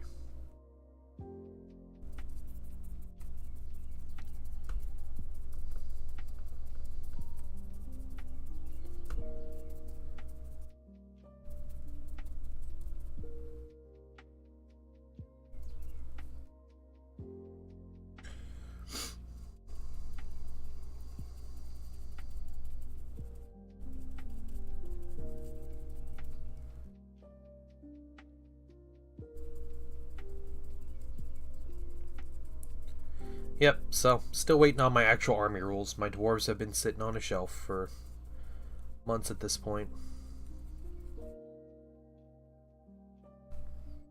The army I did take to that tournament that I played in back in December with the old rules, it was actually the Breaking of the Fellowship.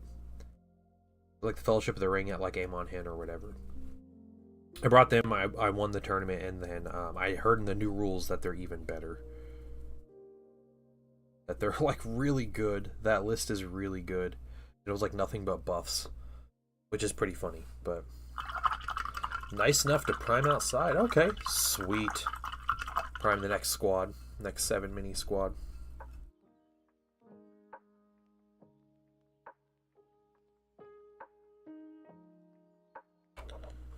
Let's see this brush. How much did core rules change? Core rules didn't change too much. No, there were a couple like minor things. I think the biggest thing is like army selection was probably the biggest changes in the rules. But no, the core rules are generally the same. I think they added a lot more like keywords for units, like special rules that units get. They made monsters a lot more powerful, so I know there's some balance issues at the moment. But you know what GW game doesn't have horrible balance issues? Yeah. Swapped around some of the balance with some things anyway. Locust Destroyers and Lord, nice. Nice.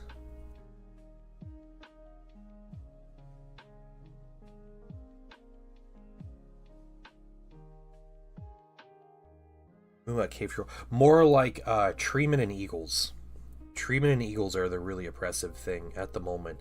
The eagles are they're so good, and there's an issue because they're plastic. They got new plastic minis, and their plastic minis are like 2 to a box for like $60, and you need like 4 eagles for a full size army.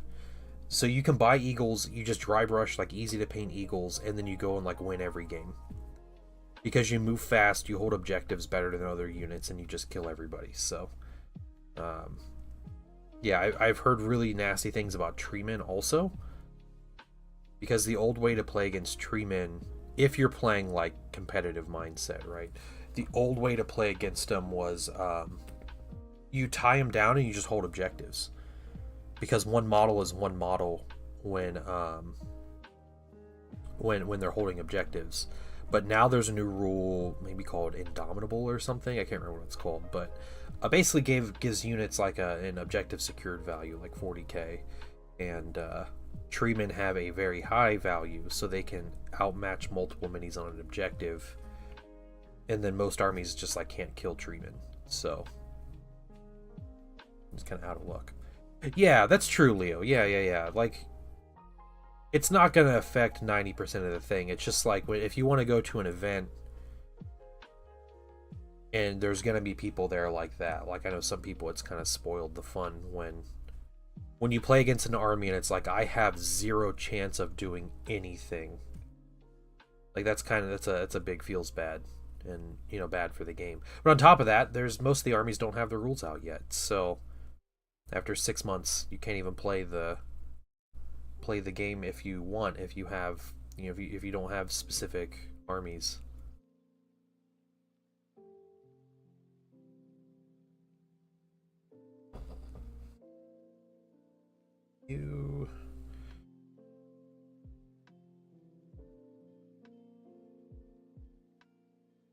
But yeah, no, I play enough Old World and Heresy to know that like balance is not something to strive for.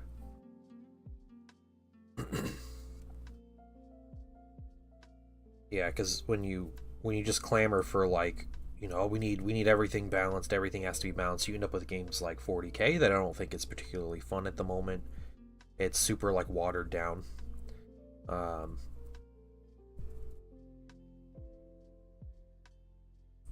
I would rather have an unbalanced game that people can, you know, talk ahead of the game. Like, hey, these are really good and I want to bring them. Is that okay? And if I do, please bring like a counter to them. You know, make sure you have something that can deal with them. And, you know, you have like the gentleman's agreement with it. You actually communicate before the game.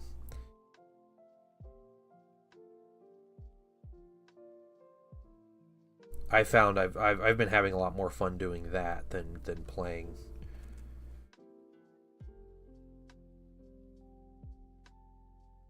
Yeah, like competitive and just like straight up pick up games where I just show up and put the minis on the table with somebody. Going off meta for the term at the end of the month with the girlfriend. Oh, cool. Very cool. That's how I enjoy playing in like competitive environments, is picking something like super off meta so people have no way of planning for it. GW does cater to the tournament crowd more so with their 2 main games. The specialist games, they do not care. Absolutely do not care. And that may change with new Horus Heresy, but you know, I hope Horus Heresy gets some balance. There's some issues with Horus Heresy as like just like in general that take away from the game. But yeah, but you can tell like they do not care. The company doesn't care about balance for those games. The designers don't care about balance for those games. Dynasty, but not the unkillable blob. Yeah, can you make unkillable blobs with Necrons? Is that like a thing? I did play 40k a couple weeks ago with my brother and some family. We played a big game. I took Awakened Dynasty Necrons and took like blobs of warriors and just try to keep them alive and everything. It was fun. Yeah, keep playing Bolt actually. That's fine. Yeah. Hey, Hellchorm, what's up? Yeah, play whatever's fun, you know? Like, if you're having fun playing a game, then stick with it. If you're not, then find something else to play. Or find a way to play it to make it fun.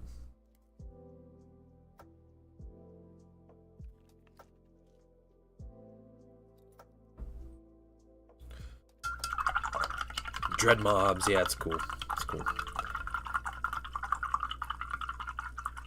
Vortex Grenade Astartes? No, man, no. No Vortex Grenade Astartes. Get that out of here.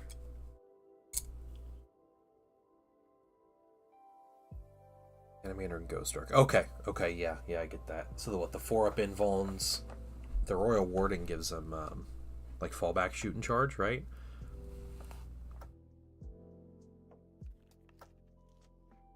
Yeah. The better or worse AP, depending on what end you're from, and then all the regeneration stuff. Where is headed for bankruptcy in the whole winemaking business? Oh, wow, okay. Well, Hellchorn, hopefully that's not too bad for you. That's crazy.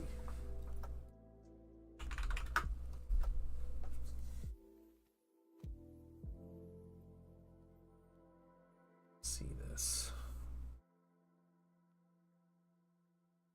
What does this one do here?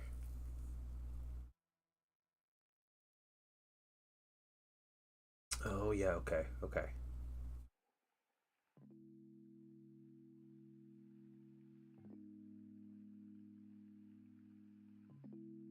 Yeah, Ghost Arcs are fun. The only issue with Ghost Arcs is they're dedicated transports, so you have to bring a squad in them. And, like, I don't want to bring a squad of 10 warriors, right?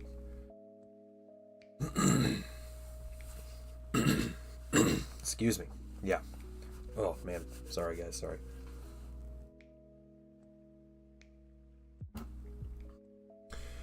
Okay. So we started on the base there. We got lots of paint drying. Let's bring out this guy. Wash is still drying.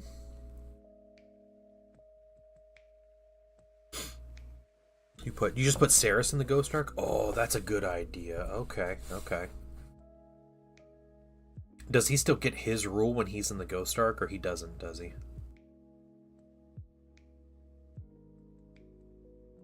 That'd be pretty crazy if he did.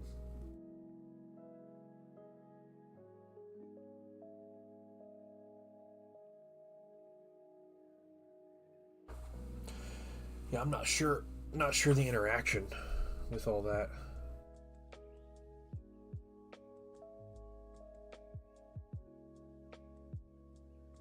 He doesn't. Okay. That's fine though. You get him out the first turn or whatever.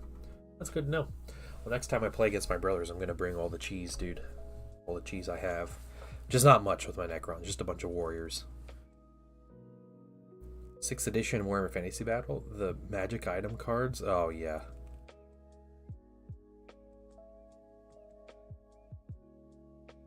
Oh man, yeah, turning people into Chaos Spawn. Yeah, it was cool. That was like, was it Morgar that did that? Morgar the Shadow gave, like every turn, just like at the start of the turn, he just turned minis near him into Chaos Spawn. And it was crazy. And the rule was like, as long as you had Chaos Spawn, you could keep putting them down. But when you ran out of models, like you couldn't put any more. So like, you had to run around with like 20 Chaos Spawn and you just swarm the enemy with them. The Heresy. Did you see the video and stuff? Cultured American?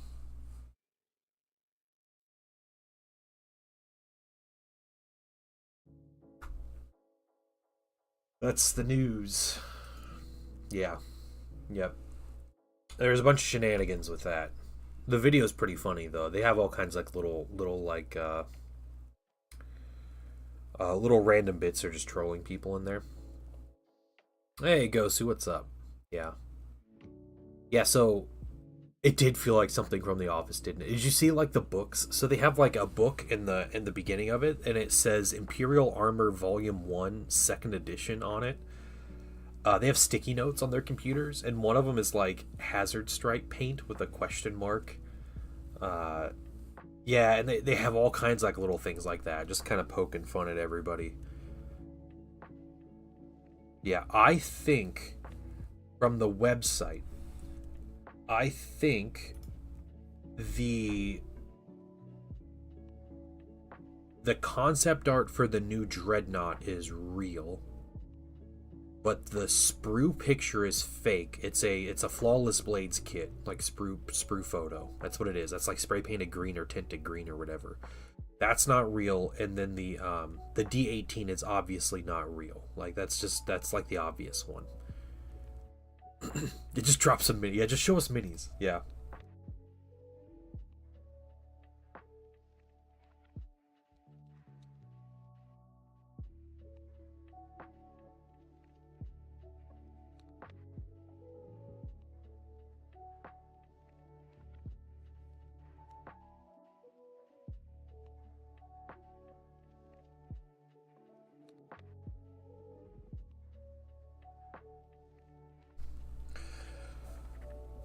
Oh, yeah. I mean, it was pretty funny, honestly.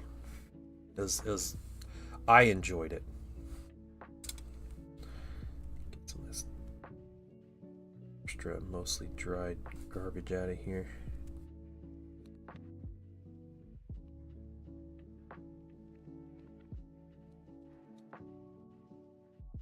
They went back to bed. Oh man, Hazard Stripe paint. Yeah, there you go. Yeah, yeah.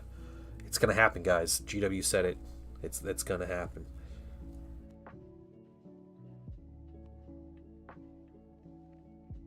Picks and whips. Okay. Picks and whips. Let's see. What do we got?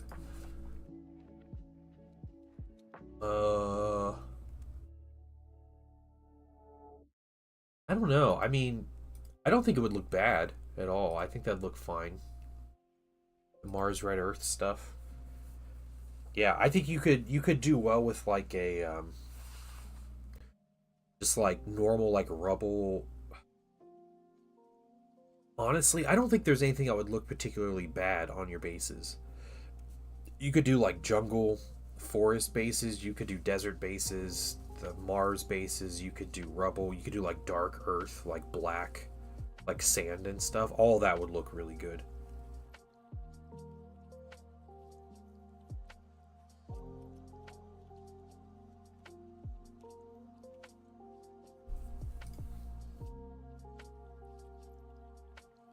Yeah, whatever you think. Yeah. Yeah, if there's just something that, I don't know, looks like it's fun to do, or you like the colors of it, or you don't have an army that has that, or something, like that's, yeah. Picture on the whiteboard is with the codex. Yeah. That's fair too, Lon. I get it. I get it. Yeah, the I was gonna try to go through that video and just like look at all the little sticky notes and stuff and see if I can't find some like random little troll modes. I don't think anything on those are real, but like the lady has a sticky note on her computer that says like Liber Hereticus, um, and yeah, there's like the hazard stripe paint and everything. Dark mech, is that? Yeah, yeah, they're trolling everybody. It's funny. Just kind of waiting for these to dry.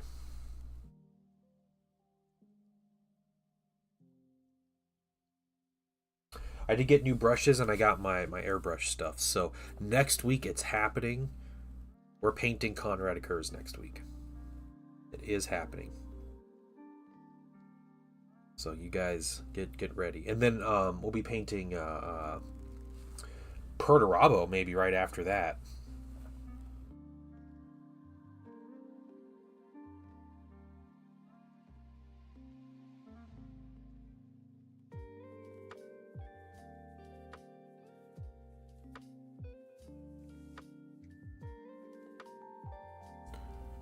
Raven Guard. Is it like a Raven? What's Raven Guard? Too, Vaughn?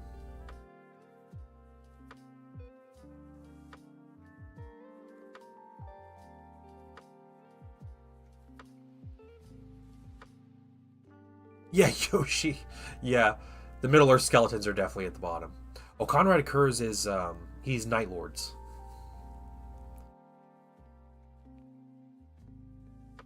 That's right. You told me you got some Mark 7. I meant to respond to that. That's cool, dude. Yeah, send me pictures. Let me know what they look like.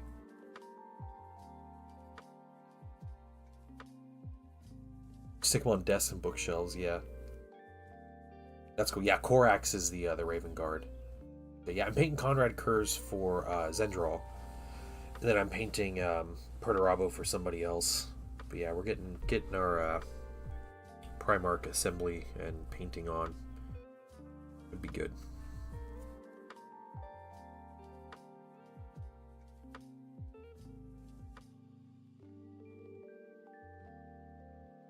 Good friend Zen has. Yeah. I am the best friend, I know. He's napping, so he can't dispute that. I'm looking forward to painting him, though. I got him all assembled, and he's got some magnetization on him, and he's gonna look really good. I'm really excited. I have some cool ideas. I'm gonna prime him with silvers, and his main armor I'm gonna highlight a bunch of silvers, and then I'm gonna put transparent blue over it and try to just tint it and get some metallic blue going on his armor to help him stand out from normal Night Lords and make him look extra fancy as a Primarch should.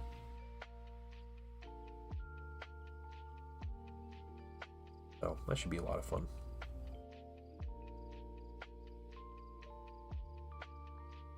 Chance of a dual launch box? No, I don't. They haven't done any dual launch boxes this edition. I don't think they're going to do that. I think the dual launch boxes will come back when all the codexes are out and they do a campaign. Because they're going to end up I know they have Armageddon coming up and everything, but they're going to do a campaign. I think the idea is all of the 40k codexes will come out before the end of the year. And they have a good 6 or 8 months of other things to fill. And I think they're going to do a big campaign with multiple books like Arcs of Omen. And I think they'll do some dual boxes with maybe a Loyalist Primarch in one of those boxes or something like that. Yeah, 11th is coming next year. Yeah. So, yeah, that's what they're going to do. But I think that's the place where you'd see dual boxes. I don't think Space Wolves and Thousand Suns are going to dual box together. But yeah, I think that might be this weekend. Either both or one of them, Thousand Suns and Space Wolves.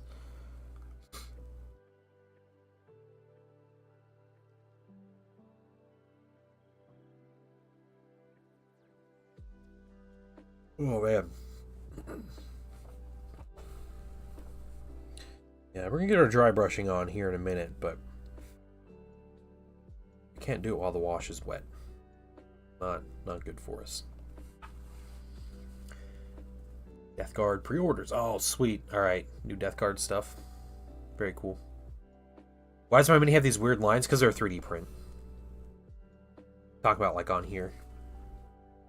Yeah, it's a 3D print. It's just imperfections in the print. Yeah. Yeah, these are the old style Sentinels that I have STLs for. Yeah, and the STLs were made by what's his name? Badger's Armory on Cults, and he does Lehman Russ tanks, Chimeras, all the Chimera variant artillery. He has some infantry too, some heavy weapons squads. Yeah, he's got some cool stuff. He's a Krieg variant Lehman Russ.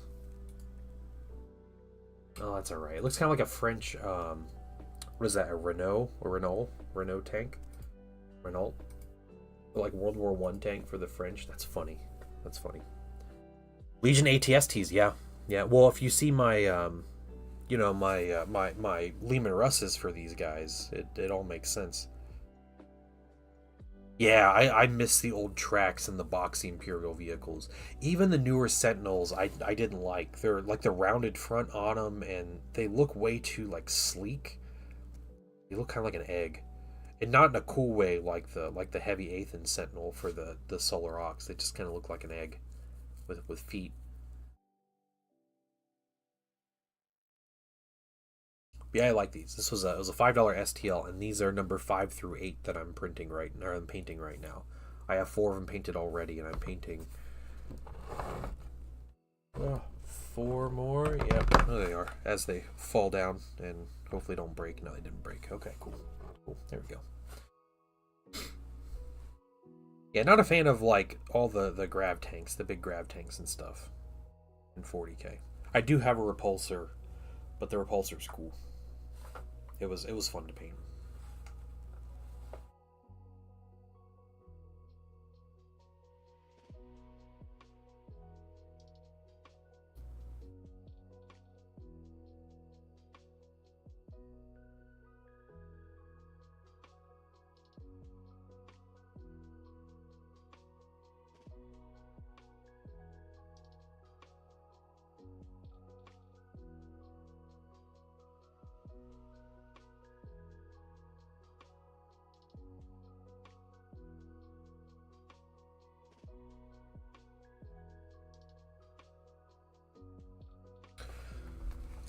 If you're blue transparent using thin contrast speed paint, I'm going to use this stuff, Pro transparent blue. It's like the perfect tone of blue that I want, which is hard to find in blues anyway. But I might thin this down and put this over. Yeah, I'm not really looking. I'm looking for more of a glaze than like a contrast effect. But I'm putting it over metallics, so I'm hoping that we get a nice like metallic finish on it. And I'll highlight it back with some silver. A little edge highlight of silver on there. Be good. Be real good. That's the plan. Glaze it up. Yep. I was joking with Zen about it too, because he painted Rogel Dorn, and he used dry brushing on Rogel Dorn to paint his gold armor, because his gold armor has like crazy like little tiny details and stuff, but you can really easily just dry brush that and make it look good. So he dry brushed it, and then I told him I'm going to paint his curves with contrast paints. I'm going to slap chop Conrad curves, so I'm going to paint them. Project or Speeder one. I like wire. Okay. Oh, cool. Lighting effects with LEDs. That's cool. That's really cool. Chemical paint stuff. Createx. Are they like are Createx like do I have Createx paints? No. That's not Createx, is it? No, that's Minotaur. That's acrylic. Yeah, yeah, if they're like lacquer or something, then yeah, not something I use. Nope. We stick with the non-toxic stuff when possible. Or the less toxic things. But no, I'm excited to use the Pro transparent. I don't use that stuff nearly enough, and it's like the perfect color, so I'm looking forward to that. Man, I don't know if these things are going to dry anytime soon. You...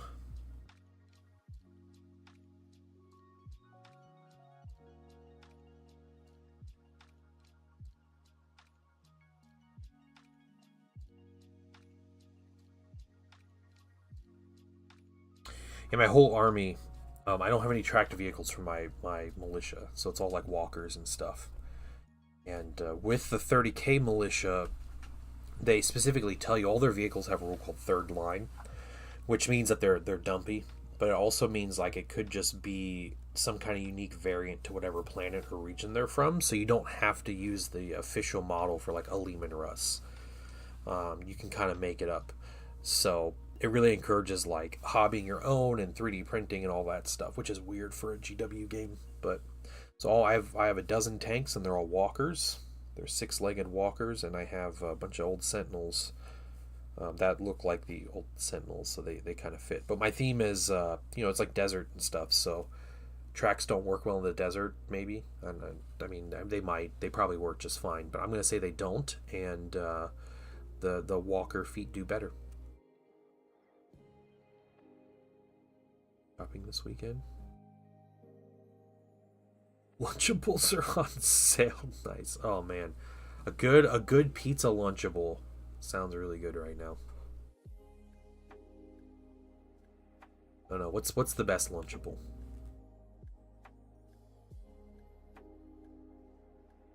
Your hair dryer a couple minutes.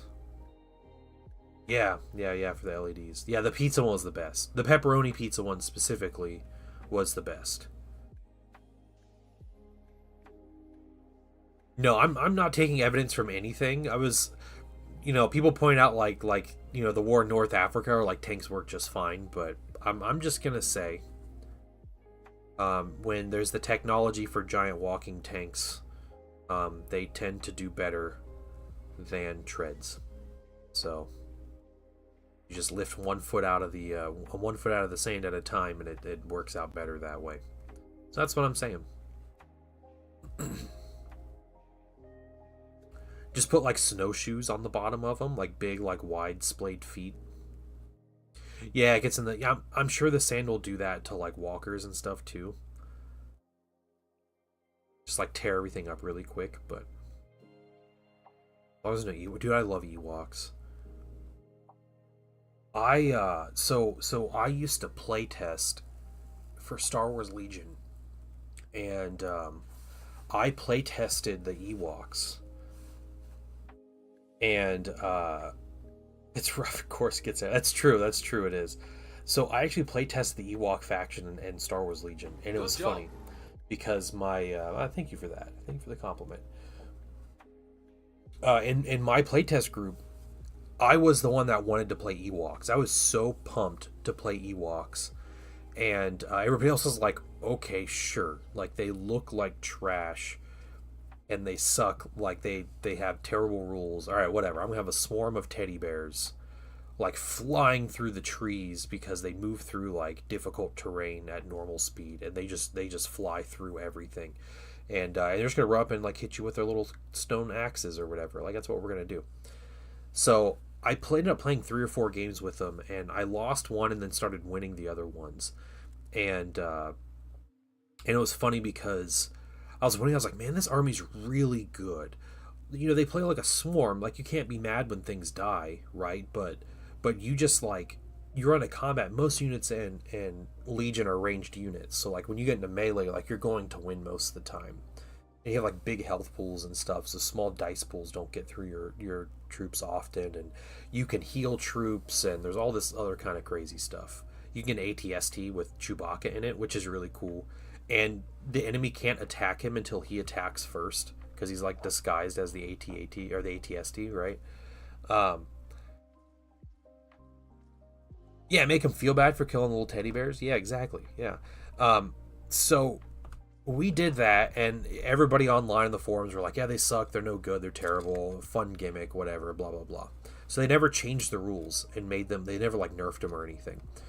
So fast forward like a year later, and I hear that through the like meta, the like competitive meta of that game, that the Ewoks are like broken. Like they're way too good. People playing like the Ewoks of Bright Tree Village, and they're just swarming people with Ewoks, and it made me so proud. I told people they were going to be good, and they ended up being really good. So I don't know. They've since like put out a new edition of Legion. So I don't know if they're still good or not, but yeah. Was the harbinger. I told everyone they would be good, and sure enough.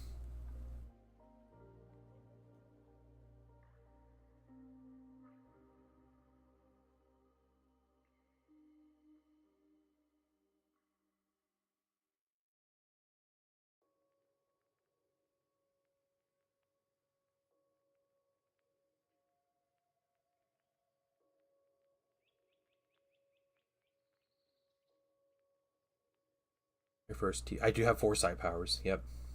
I even said, hey, I even said, let me go through Discord here. Let's find out where it was on Discord.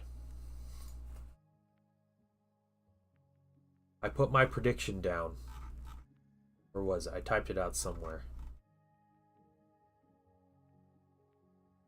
My 40k faction. I get into Star Wars. Yeah, I haven't played Legion in the new edition, so I'm not entirely sure um,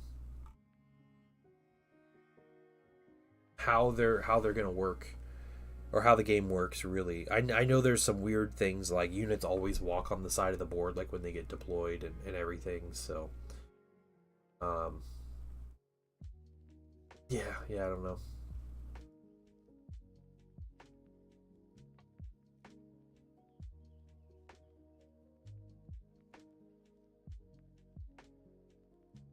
Yeah, so my prediction from this was last week. Yeah, this was on the 2nd. Okay, so it was earlier this week. No, it was last week. May 2nd. Here's my predictions. No, so my prediction for Warhammer, here's my prediction. And I quote, I think there won't be any more Heresy Thursday previews for another couple weeks. May 22nd is the Dallas Open preview show, and that's where the new stuff, either 2.5 or 3rd edition, will be fully previewed. However, I do think GW will do a soft preview of the new stuff before the 22nd. And I had talked about this on stream where I feel like it was going to be like this week or next week. They were going to put out like little teasers, and they had to show off some of the stuff, and then they do the full reveal on the 22nd because they're going to do pre-orders soon on the Heresy stuff because they're still shooting for like a June release.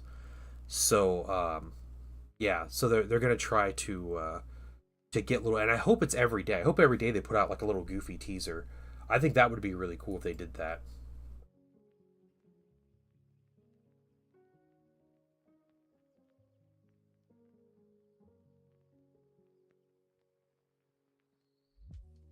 Space Marine weapons isn't actually a gun range in which the Marine can see their targets. Maybe, yeah. Yeah, that's my prediction for Heresy though. That was my prediction at the end of last week, and I feel like it was pretty spot on at this point. We'll see. Well, one of the things I noticed last week though was all these like YouTube content creators started putting out a ton of like Heresy stuff. So creators off the top of my head, Steve from Mini Wargaming has mounted miniatures. A couple months ago, he started up his. It's called Heresy Mountain. It's a Horus Heresy specific channel, and he just started putting out new battle reports on that channel, like weekly. Um, Another one was Striking Scorpion 82, who is a very old content creator. The dude's been around for like pushing, I don't know, 18 years maybe, making battle reports. He started in 4th edition, 40k, putting YouTube battle reports on. Always does 40k, only does 40k. He put out his first ever Horus Heresy battle report just this past week. Um, Zorpa Zorp talked about in his latest video that he has a big Horus Heresy project planned, and his next video is going to be Horus Heresy focused, and he's getting back into playing the game and releasing content for it. Morty and Glory is like the guard dude. Is always going to tournaments and stuff. He always plays guard. He played his first couple games of Horus Heresy last week. He live streamed one, and he released a battle report, and he did like a whole episode on like what he likes about Heresy and all this stuff, and like what he plans on doing in the future. Um, those four. There was someone else. I can't remember who else. There was someone else who did Horus Heresy for the first time too, but um, all of that stuff, I'm like, man, this can't just be coincidence. Like, I know it's what the most likely answer to this is that everybody kind of knows that it's Horus Heresy stuff this summer. So what all these creators are trying to do is to get in on the hype beforehand, and maybe try to like, show off to GW and be like, hey, send me free things because I do Horus Heresy too, and so like maybe GW will send them free things, or maybe they already got free things. I don't know, and they're trying to get into it, but it's too much of a coincidence for me that they all start in like the same week putting out Horus Heresy content. And there's been no announcement. There's been fewer announcements this month than any other month, I think, since Heresy's been out. So, at least since 2.0's been out. It's happening, guys. It's happening. Yeah, Zorp is a dude, like, if GW sent anything already, like, he already has 8 boxes of it.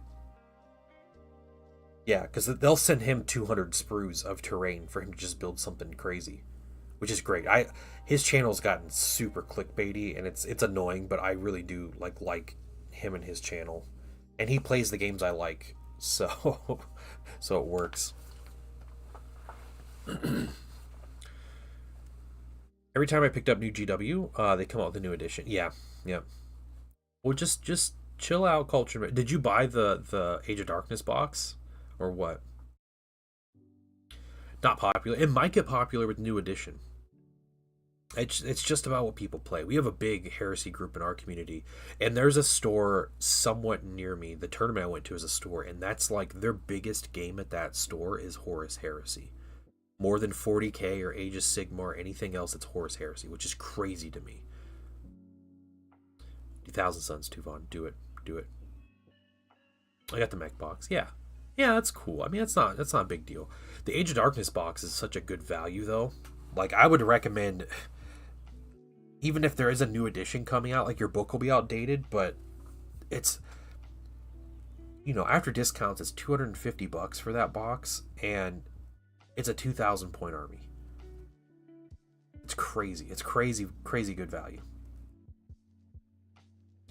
Yeah, Tuvon, you and I are on the same page. If I did Loyalists, it'd probably be Salamanders.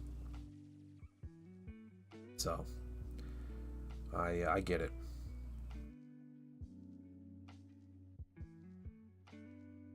Yeah, we really are just watching paint dry today.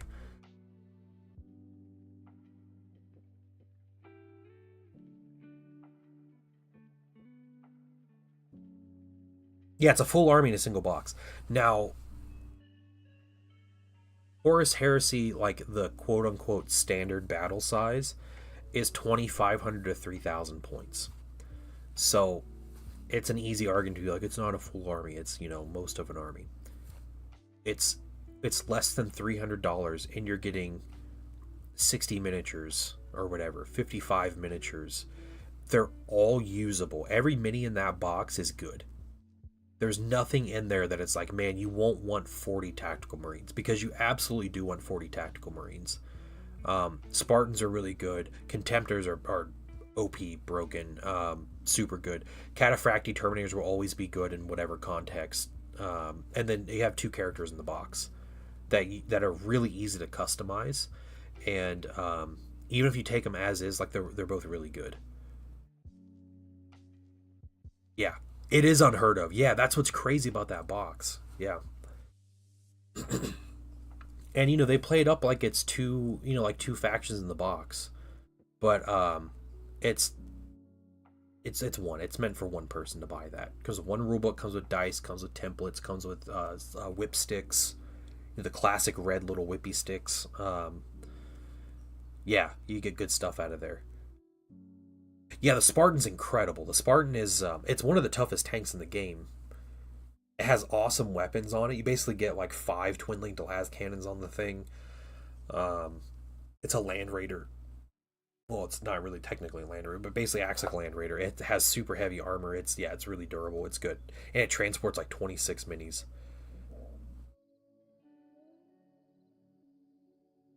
I don't know if they're the same templates. I think they might be the same templates in Imperialis and Heresy. It's the 3-inch blast, the 5-inch blast, and the flame template. It's the same for like Old World. They're the same templates. Dude, you always need more whip sticks too, Vaughn. Don't disagree about the whip sticks.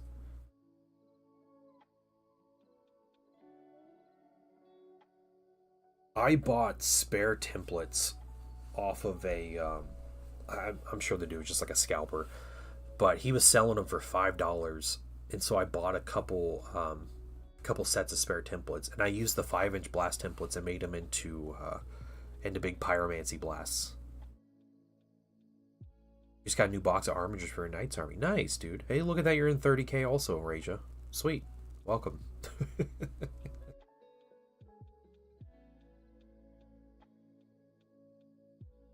Oh, the 5th edition box was so good. Yeah. Yeah, that's probably my second favorite starter set. Yeah, one of us. Yeah. Yeah, you just can't type out the name of the 5th edition box set. Twitch will block the message, which is funny. Because of the certain combinations of words.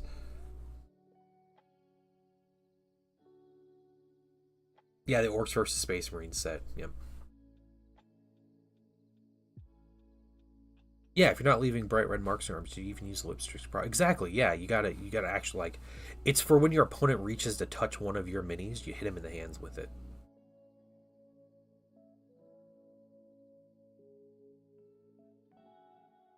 Yeah, I've heard a lot of the Mechanica minis are a pain to build. They look so good, but I've heard they're a pain to build. I haven't built any mech minis yet.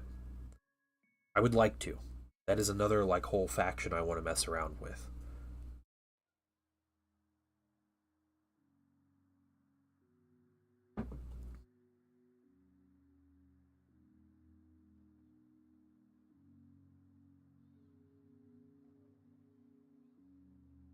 Yeah, I found this old book. Here, I'll show you guys. I'll show you guys this book since we're just sitting here. Let me get it.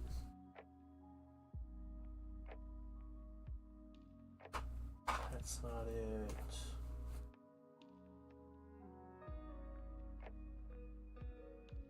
it. There it is. All right. Let me zoom out a little bit. If I can. This one, guys. Battle missions. Yeah, 5th edition. It's the scenario book. So, in 5th edition in the core rulebook, the like competitive rules, there were only 3 missions. There were 3 missions and 3 deployment types. You rolled a D3 for each of them, and that was it. They came out with this about halfway through the edition, and what this book is, it is a book of 33 scenarios. Can I get that in focus? 33 scenarios. And it's 3 scenarios for each army. I think there's 10, 1, 2, 3, 4, 5, 6, 7, 8, 9, 10. Yep, and then 3 special scenarios at the end, including rules for kill team.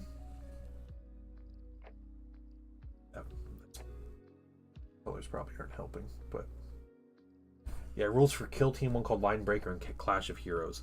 Yeah, it had Dark Eldar in here and everything.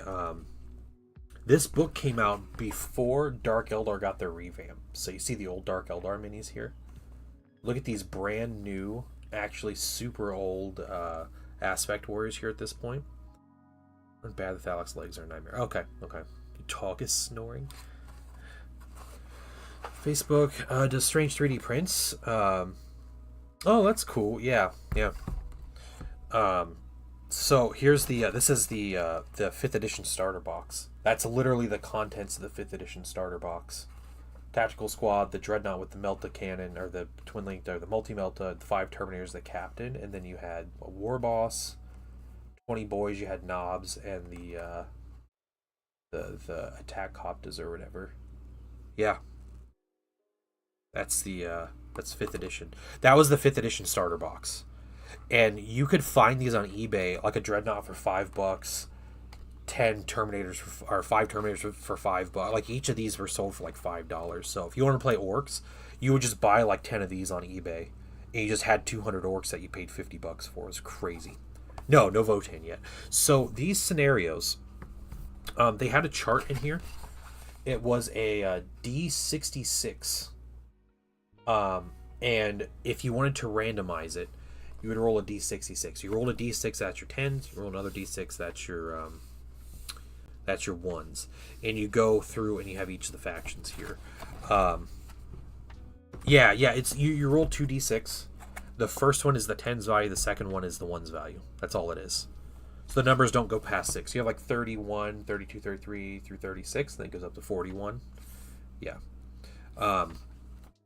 Or you could just choose based on whoever's playing what faction, right?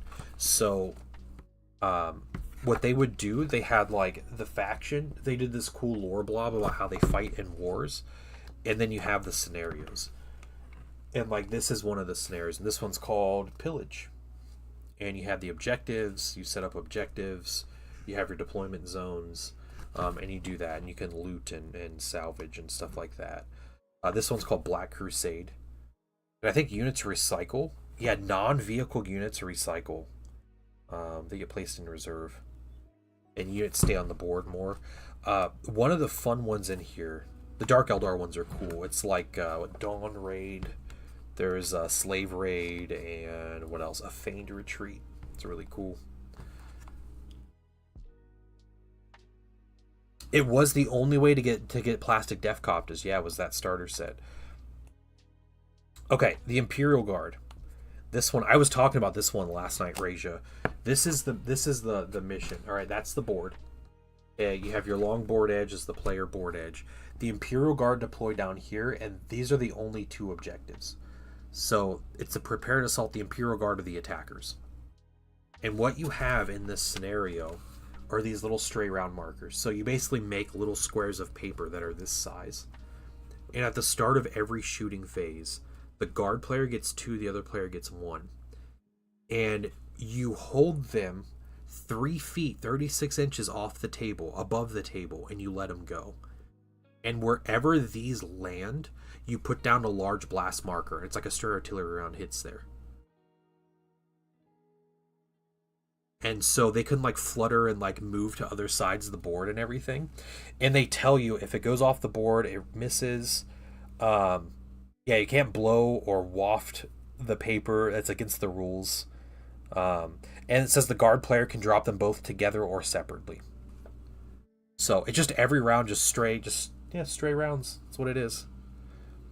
Yeah, just whoever captures the most objective. And there's just the 2 objectives. I want to play this scenario with like Heresy rules or something. War of Attrition, Trench Warfare. Yeah, they have Tyranid snares, the Necrons. It's still old style Necrons too. Let's see. Oh yeah, look at this. Look at this Necron army here, guys. You see these? The old Wraiths, the exact same locust. Or not quite the exact same, change them. The old Necron warriors with the tubes. Pariahs. That Metal Lord, I have this Metal Lord mini that's sitting right there. Old Tomb Spiders. Yeah. Where are you at with Kurz? So, Kyrie Kurz is not primed yet. I had an issue with my airbrush and I had to order a new nozzle and needle. So it just worn down over the years I've had it and not replaced anything. So I'm gonna my needle and nozzle literally showed up during stream today.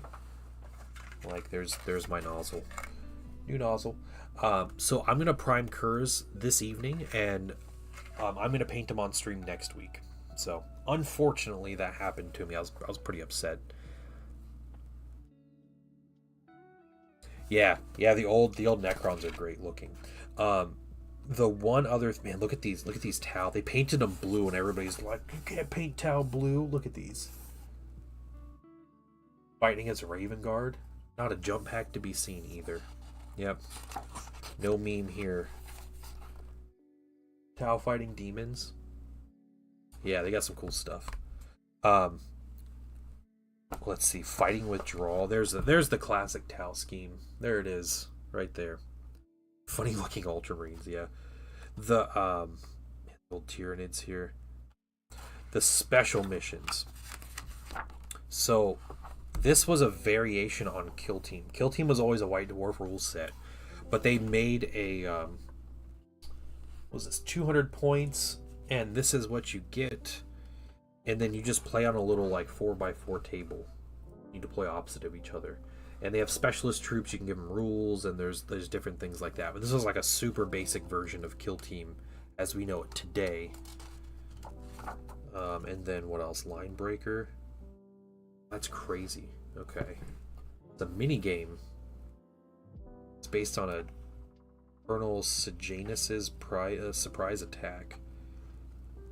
Oh, one player gets 3 Bane Blades. That's it. One player gets 3 Bane Blades, and the other player gets a 1,500 point army. That's what this scenario literally is. Yeah, just 5th edition stuff. Yeah. It's a super old version of Kill Team. Yeah, that was the whole scenario. 3 Bane Blades versus an army. Night fighting rules in the first turn. They tell you the historical outcome. That's funny. Yeah, there's just all kinds of crazy stuff. And they tell you, it's funny. It says, I must be honest, this game is really just an excuse to pit 3 Bane Blades against the standard 1,500 point Warhammer 40k army, and then see which comes out on top. Keep this in mind when you play, and you won't go too far wrong. It's funny. Yeah, and they have a special one, Clash of Heroes, which it's, what is this? You must take a single named character, and they fight each other. They can just get points for killing the other person. Yeah. Very cool. Nice artwork.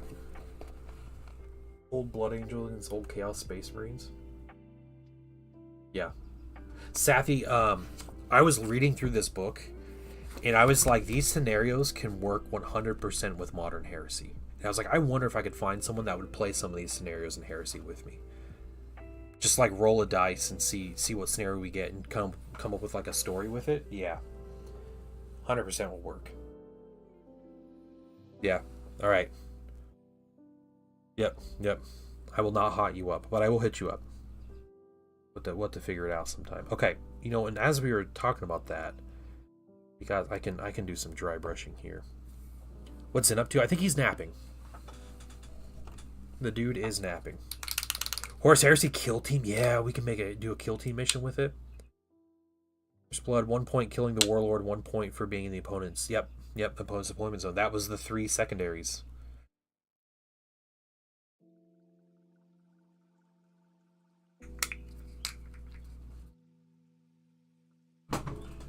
Let's see. I need a new bottle of...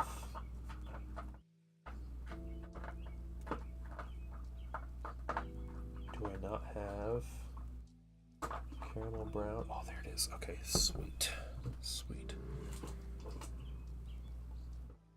Play 5th edition on stream. I could probably get him to do that anyway.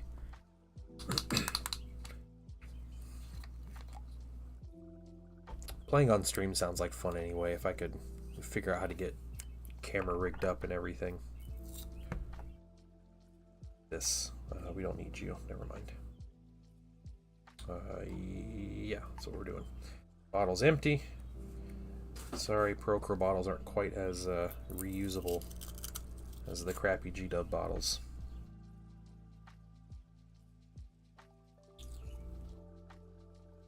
Now, I do want to say, to Zendral's credit, he has been painting his own Night Lords. I painted his tanks, and I'm painting Kurs for him. But he has hammered out his Night Lords army. He painted a tactical squad in a day. He painted 30 Assault Marines recently. He painted his Dreadnought, his Contemptor from his Age of Darkness box. Like, he's been going nuts with that, so. Oh, yeah, price increase. Yep. You'll have to remind me. Alright. Yeah, most games of...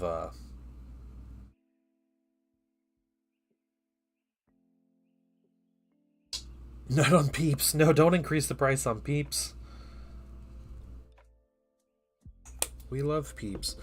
I'm going to do some, like, stippling dry brush on these. We'll see how that works, because we need to do, I think, a little heavier here.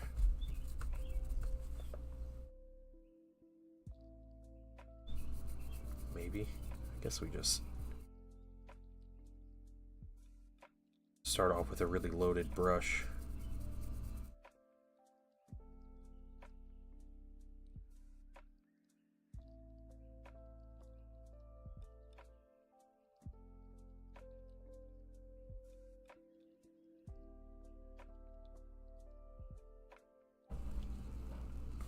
What's extra cost on marshmallow candy?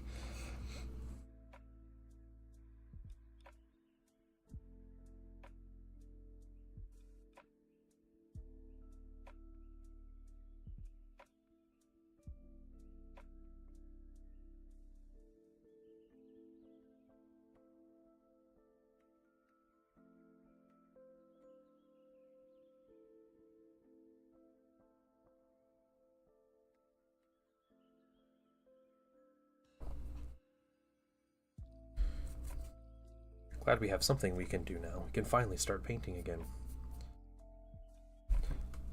Okay, it's still in focus.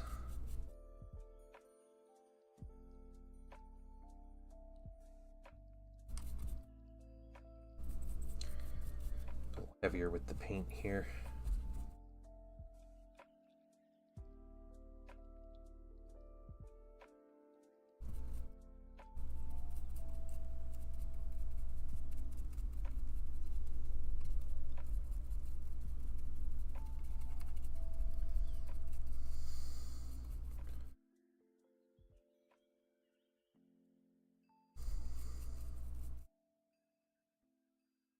Yeah, 5th edition stuff was a lot of fun. Played a game of 5th edition not too long ago. That could be fun to mess around with.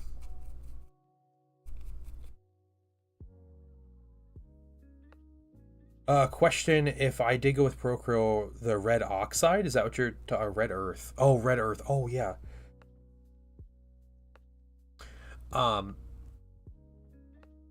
I think a good color to dry brush over that would either be like khaki or what is this? Hold on, golden brown or Nova orange.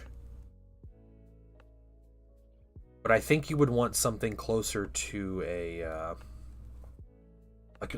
when you dry brush, you want something a lot brighter than you would typically think.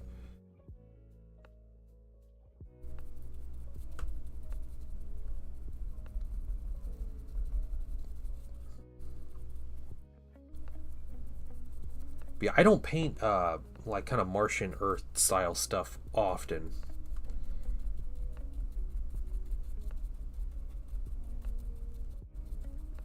So I don't know if there's someone who has done bases like that, like Mars basing. Yeah, if you guys have any kind of like helpful advice on that, should be much appreciated. Like how that stippling looks really nice. Don't need to worry about too many little mistakes on here.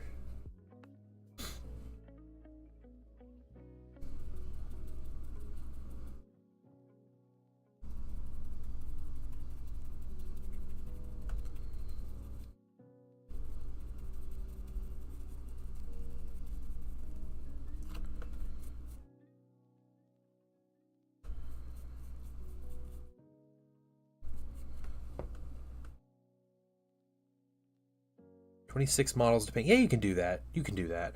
And they're Necrons too, right? That's doable.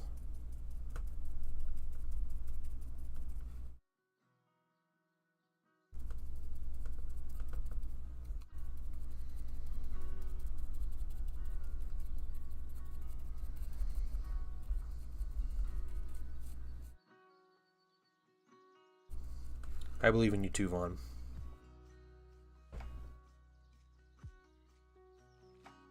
To thin my paints. Yeah, yeah.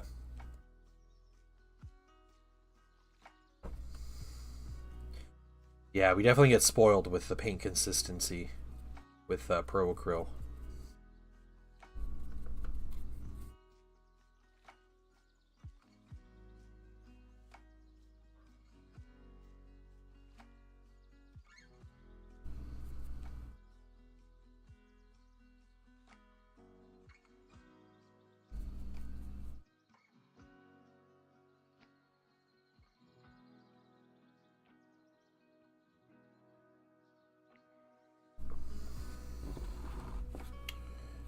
Okay, let's keep going here.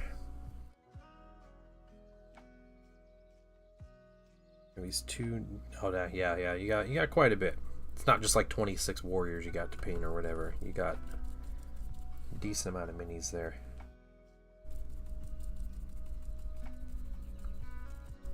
Okay, I like the stippling a lot better than the dry brush. I feel like it's working a lot better. Getting what I want.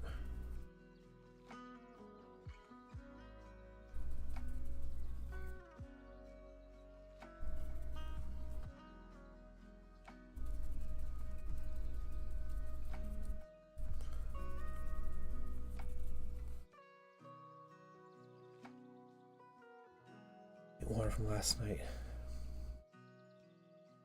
Oh no. You gotta rinse that cup out, dude. I replace my water every morning. Or every morning I'm about to paint, really. But I notice if I let it sit longer than like a day, the paint settles really bad, and it's always kind of hard to rinse out.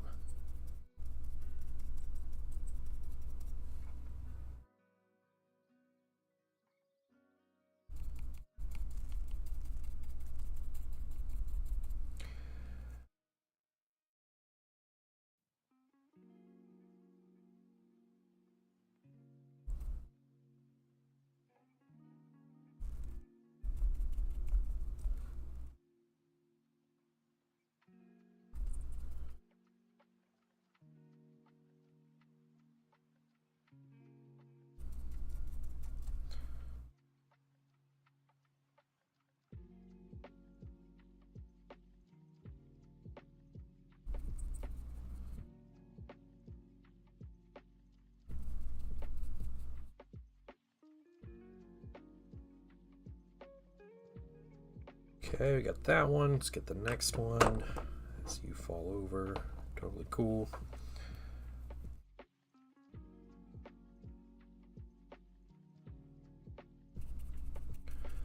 Hoping to watch another episode of Andor tonight.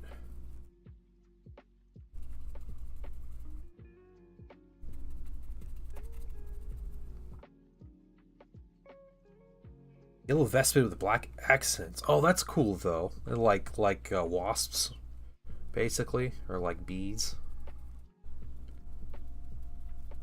I think it's a really cool idea. I think painting yellow on organic things is probably easier than painting yellow Space Marines. Because you can really leverage like washes and contrast and stuff a lot more than you could. Your dog's being kind of a punk.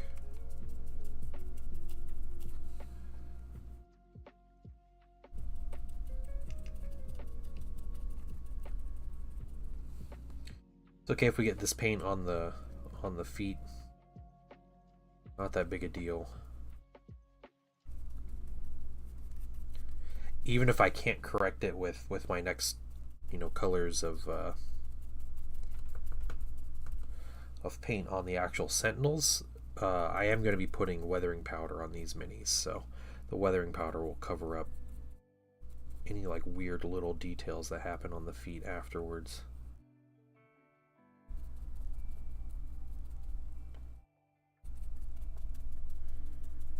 Cheating to paint my army, that's what I'm doing. Okay, let's come back and get another coat on this. This paint will dry darker anyway, but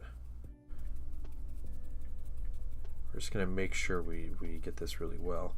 This is the one I dry brushed, so we're just gonna stipple instead. Black exactly I want it without. Yeah.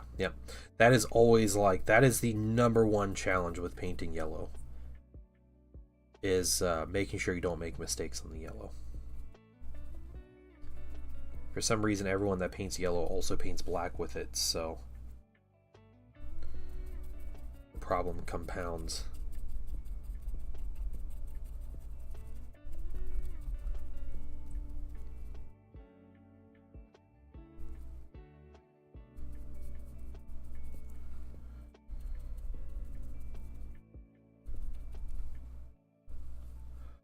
Okay, cool. We got that now. We're gonna get some ivory.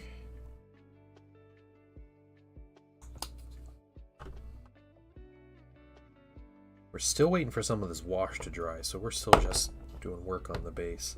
Can you lean up a little bit? Yeah, thank you.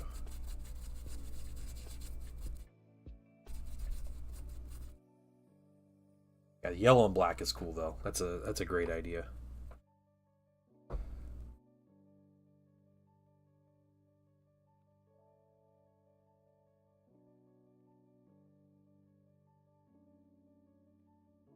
It's gonna look like a really stark difference at first.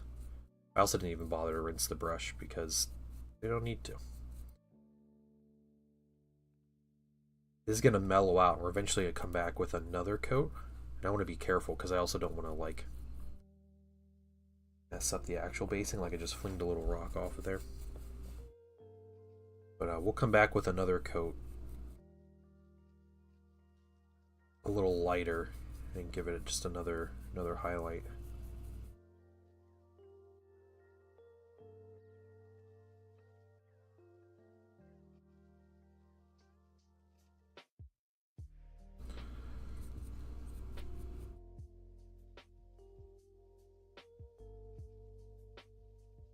What do you use for the rocks? So the rocks I use for this particular basing is like an aggregate that it's really random. It's like a sand and dirt mixture that my friend got for me at some point years and years ago. It's in a big coffee can, and it's like a 10 pounds of this stuff, and I rarely use it anymore. But I just kind of decided I was going to I was gonna use it on these minis because I have a ton of it and it's free. I'm like, I can base 500 minis with this and still have a ton of stuff left over. So I was like, yeah, I'll go ahead and use it. But yeah, it's a mix of, it's really crazy. I think his dad used to work at like an asphalt plant, and they had like the leftover like gravel basically, and I think at one point we were teenagers or like kids in this hobby, and his dad saw him like using sand as a base, and he's like, I have some cool looking stuff, and he brought him a little he brought him like a little container, like a jar of this stuff, and he was like, this is awesome, this stuff's like perfect, it has like different textures and everything in it. And so he let me use some of it, and I loved it, and I asked if he could get me some more. And so his dad brought like an old like a big like Folgers coffee, big coffee tub or whatever, into work, and just like shoveled, like scooped a bunch of it in there and brought it home. And so I got to reap the benefit.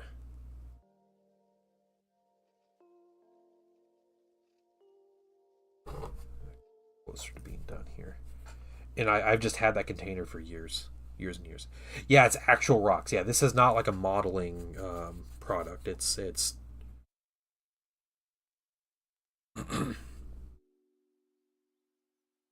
yeah, and I glued them down. I glued them and I sealed them, and I'm painting them, and that's it. That's the whole deal.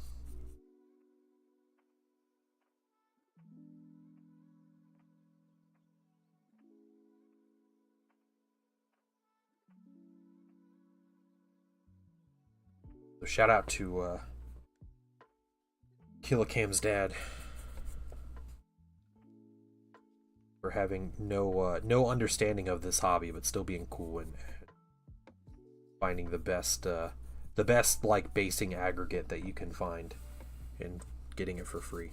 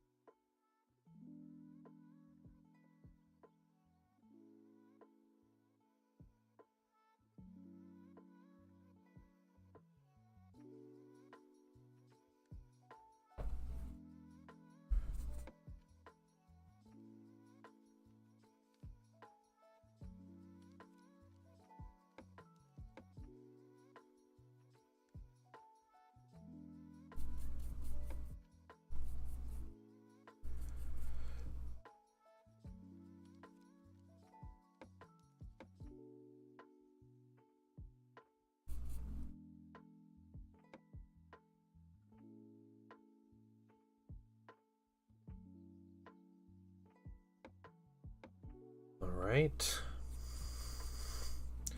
Got that dry brush, and if we compare, it should be somewhat similar. A little different. Let's see. I think what I did on this original base was I didn't like stipple the caramel brown on. I just painted on solid and then dry brushed over it, but that's something we'll have to remember for the future. I think they're close enough. I think they work really well. Yeah, once it gets varnished and we put some weathering powder on it, I think it'll be just fine.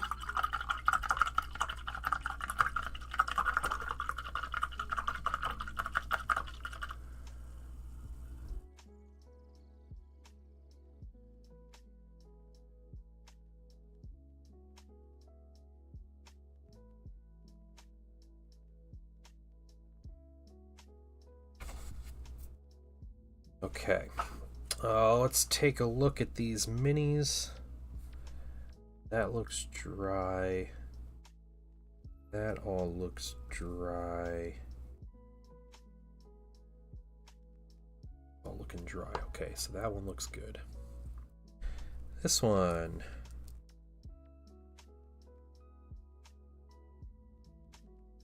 Yeah, this one's looking good. About to make everybody angry again. My dry brushing. A minute and I'll show you guys.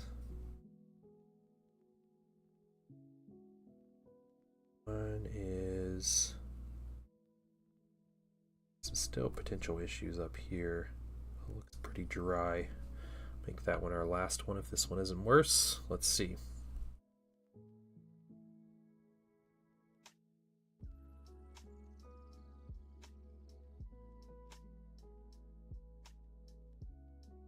It's better. Okay. 3 and 4, we'll do you first. We're going to get out our warm gray. And this is how we cheat on this mini here.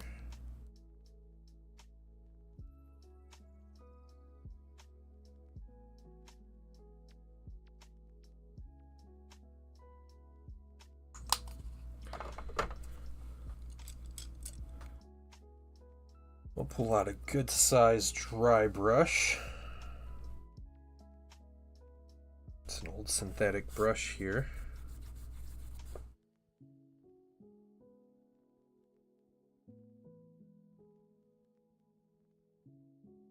And we don't care. We don't care if it's if there's metal underneath it. We are focused on getting this gray. It's okay to overshoot, to make mistakes on here, because all that stuff will be corrected as we go.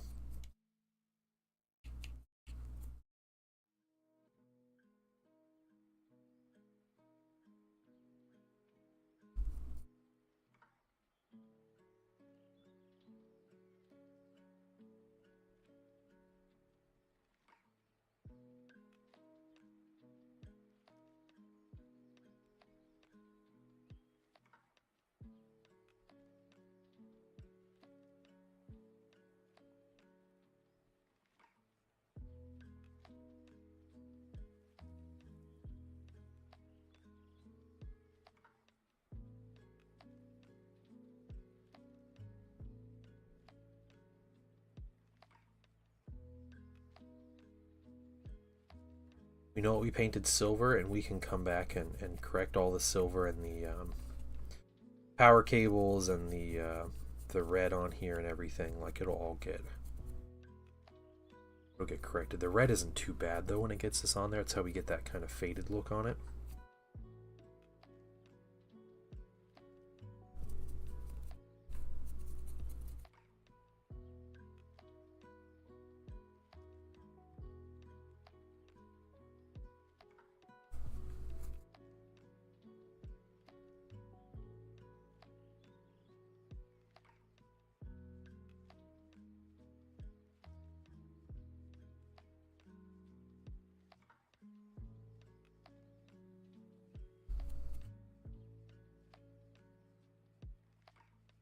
Don't want to get the underside too much.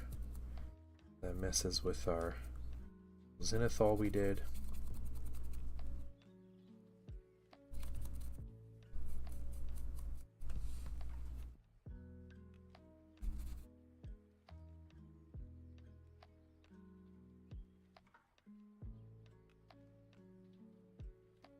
A question for you guys.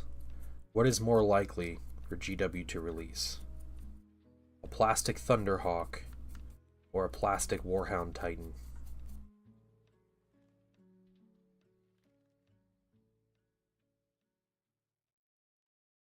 What do you think?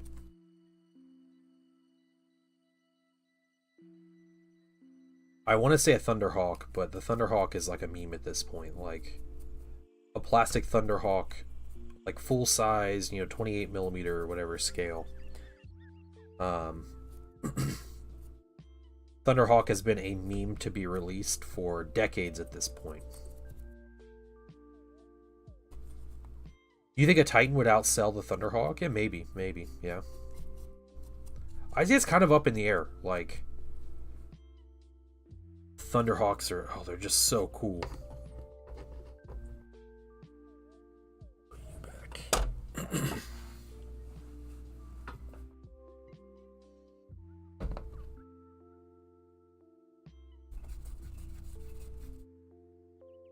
You're about dead this edition? Well, that doesn't necessarily mean it would be for 40k though.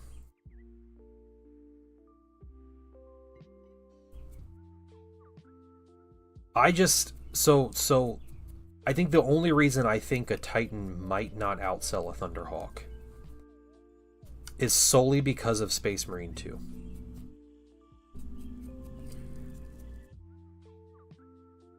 You know, if you've played Space Marine 2, you know that one of the coolest things about that game is just watching your team like leave on the Thunderhawk, like leave the ship. It's incredible.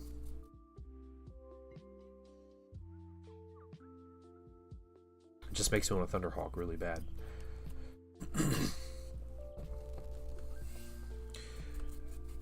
Yeah, I could see 30k getting big models and them being like, you know, not for 40k, but 40k players still, you know, like using the Legends versions or whatever.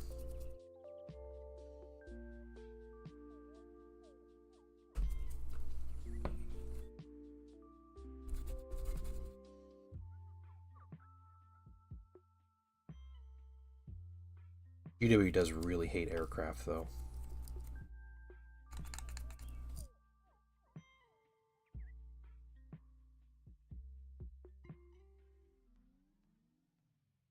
You think they would?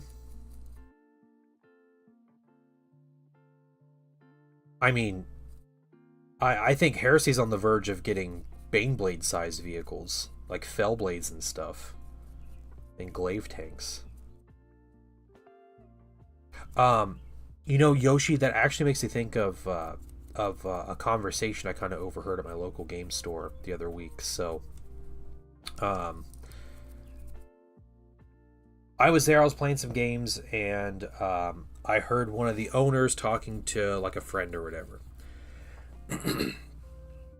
And they're having a conversation about like some of the GW games. And mind you, this owner has been like in retail in this space for 40 years maybe. Like the dude knows what he's talking about. I would trust this guy's word on numbers and stuff.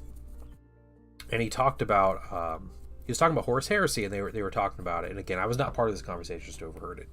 I think hearing someone talk about Heresy, like my ears perked up. But he was saying that like for GW, like it doesn't, like, it's, you know, it's not like a big seller for GW, you know, like it's not 40k or Age of Sigmar.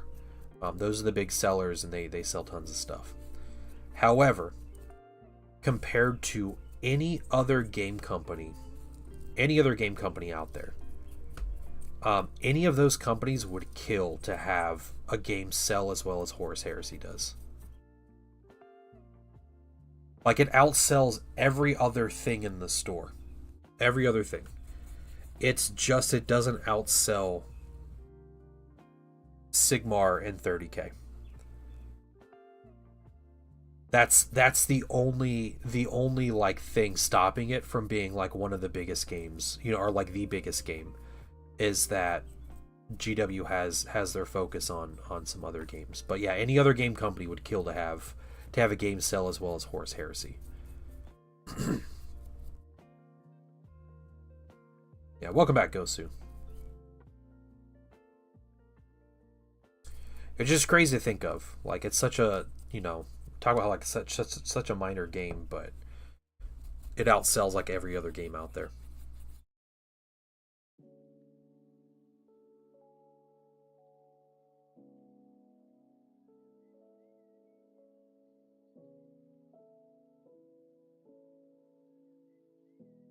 And I think as far as GW goes, X-Wing was the only game to ever come close to selling like 40k did.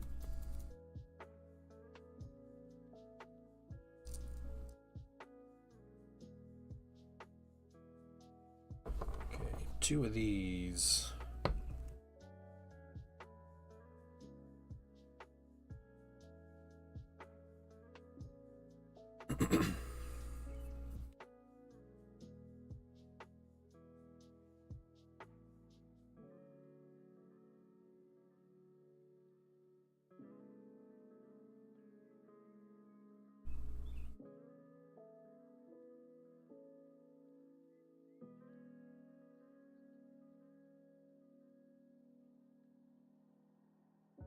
Good old X-Wing, yep. That game really was great. It was never my favorite game, but it was a fantastic game.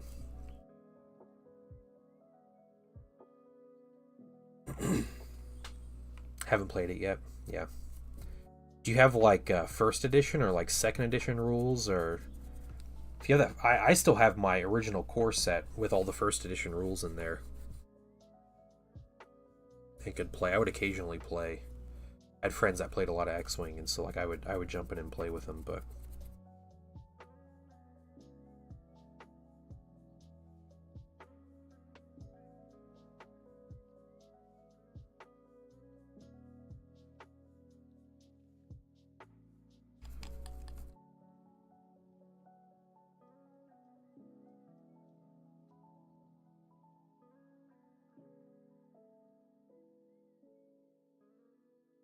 yeah.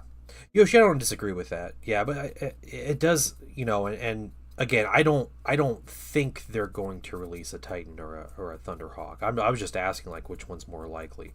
I do think they definitely could, and I think they could make a profit on it.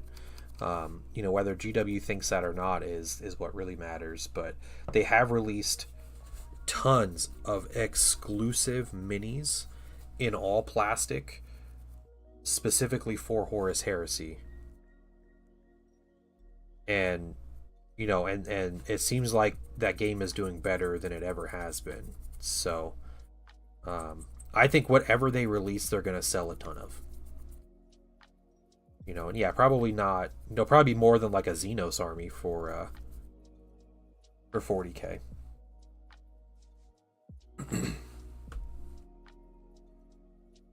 Like, what I played of it. Okay, that's fair.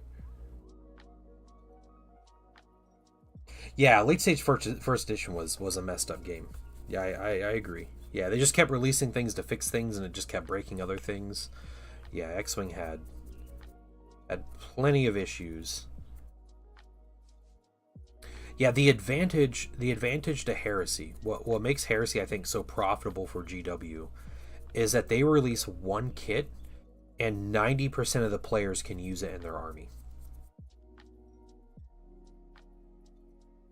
So they release a Thunderhawk. Almost every player in the game can use a Thunderhawk in their army. Where in 40K you release a Thunderhawk for 40K, and Space Marine players can play it. Now most people play Space Marines, but you're still only getting a portion, because you're like, well, do they play Space Marines? Yes or no? Yes. Okay. Do they want a Thunderhawk? Yes or no? Whereas one of those questions is already answered for Heresy. Yeah, yeah. I don't know about you guys either, but like, as far as like the whales for like buying everything and buying whole armies at a time, Heresy seems to have a lot more of that. But that's also more anecdotal. That's not like a hard and fast fact or rule or anything. Yeah, the fact they put out Solar Aux and Mechanicum in plastic, I think, is a big deal and is very telling to the success of the game. Because GW has a big cash cow with just releasing Space Marine models for a game that's all Space Marines versus Space Marines. And they could have done that and just made crazy bank on the game and been fine. And said, hey, Solar Aux, they're just the resin army. You got to pay for the resin if you want to play with them. If not, we have, 200 Space Marine kits that all the Space Marines love. Your plastic breachers and your melee combat sets and just like all this other stuff. I think the fact they took a risk, and it seems like the risk really paid off with the other factions coming out, is very telling to what the company thinks of with Heresy in general and the money it can make. But yeah, GW did.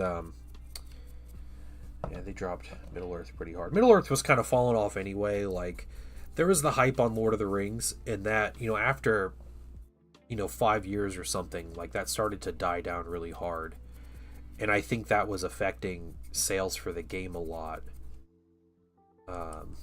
And on top of that, GW's like, well, why are we going to keep investing in this when, you know, Middle Earth was the reason GW could run and be as successful as they are. You know, I don't think anyone should forget that, but yeah, that game was never going to be as successful as something like 40K.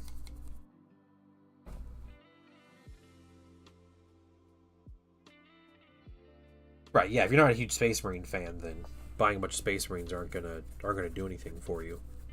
But not how most of the people in this hobby are, though. Space Marines sell. There's a reason there's a whole game based on Space Marines fighting each other.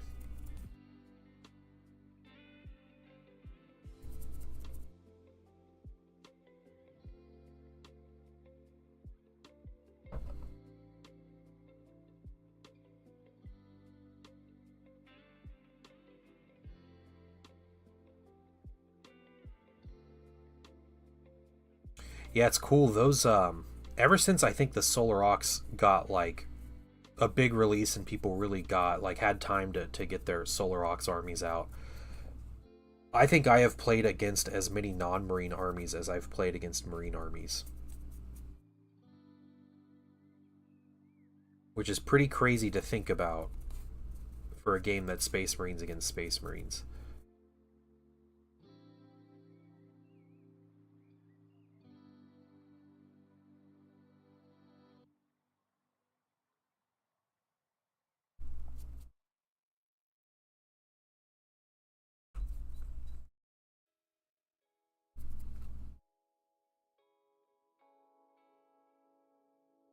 It's still sunny and nice. I might have to go cut grass today. Dang it. I hate mowing my lawn. I hate it. I hate it so much. Okay, well those are dry brush. Let's get the next thing here.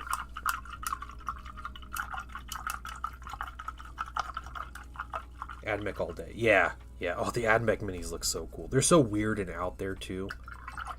Yeah. Blood Angels have some interesting things about them, but they're definitely not one of my favorite factions. But I get it. Everybody's got their thing. New Pope will be announced soon? Okay, alright.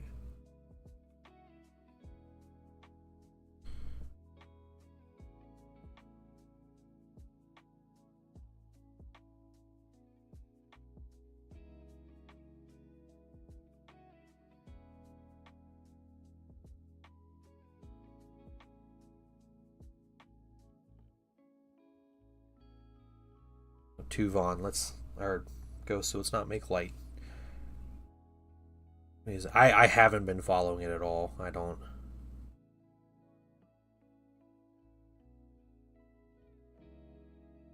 I heard there was like they were doing like conclave or whatever yesterday. They didn't have a decision, but otherwise.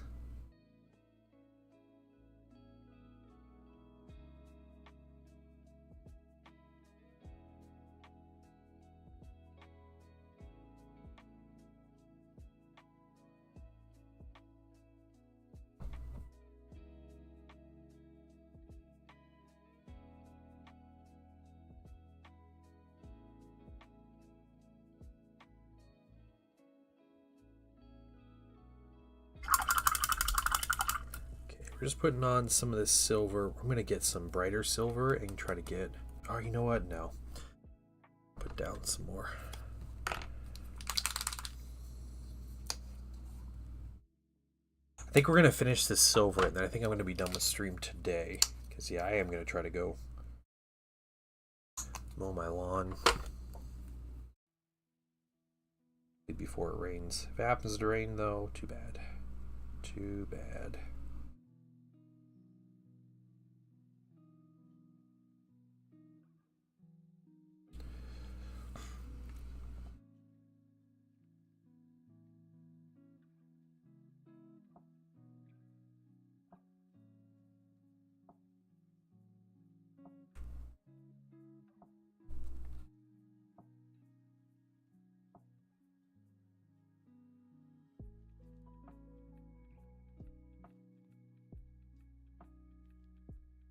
Okay, we can keep those cruddy.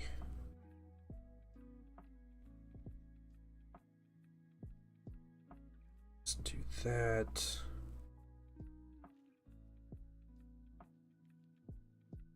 Cool. All right. You've returned with Angry on. Oh, congrats. Congrats. It is a Primarch kind of month, isn't it? Is Cardo from Chicago? Chosen American? Dang.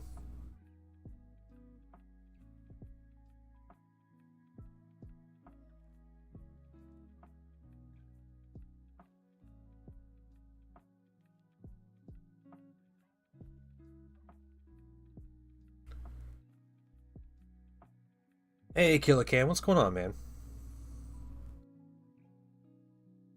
How are you doing? Graveguard, Borrowguard. Yeah, I definitely want some. Um, eventually I'll get some. Probably not in the near future, but yeah, because I need Graveguard for my army and I need Black Knights in my army, so both of those are perfect opportunities for those new minis. But I've been painting my 3D prints. I've been just spent some money on some other stuff trying to fix my airbrush and things. So I'm just trying to take it easy with my mini purchasing this year is what I'm doing. Trying not to go too overboard. I tend to go really far overboard with my miniature buying, so I'm trying not to do that this year.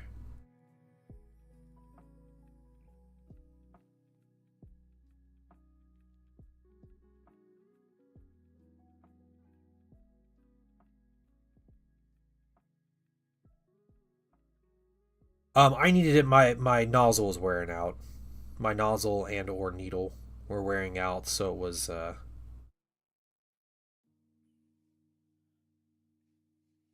was getting air into the cup, and it was affecting how I was brushing. So I haven't really been able to airbrush this past week, because it's been super frustrating issue. But yeah, Ghost told me maybe a couple times a year to replace it. I've been on that same nozzle and brush for like 2 years at this point, so it felt pretty good. I felt like I got my value out of it. But yeah, my new needle and nozzle showed up today.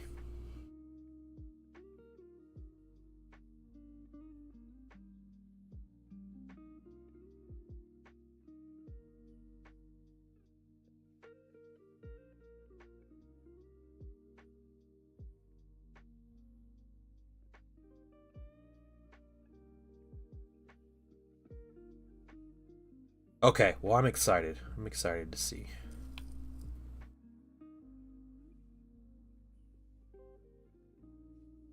I've been fixing all my issues with beeswax, that's why.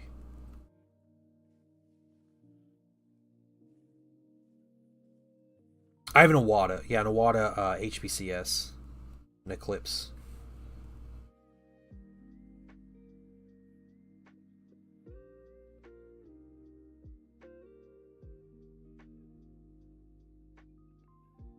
And I went ahead and got official replacement parts because I don't want to mess with the potential quality being an issue there. So I got the good stuff.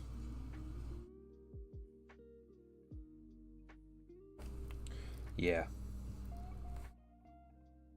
There's a lot of my paintings, so I get a lot of wear and tear. Yeah, I mean I airbrush maybe every other day. I'm using my airbrush. So I mean I'm happy it lasted this long, especially after hearing you say like you know how much it normally gets replaced or it needs replaced. So I'm cool with the results I got. And, you know, maybe I just pushed it way too far. Also, yeah, dude, you get things set up. Did you have like your airbrush area set up and everything, or still working on it?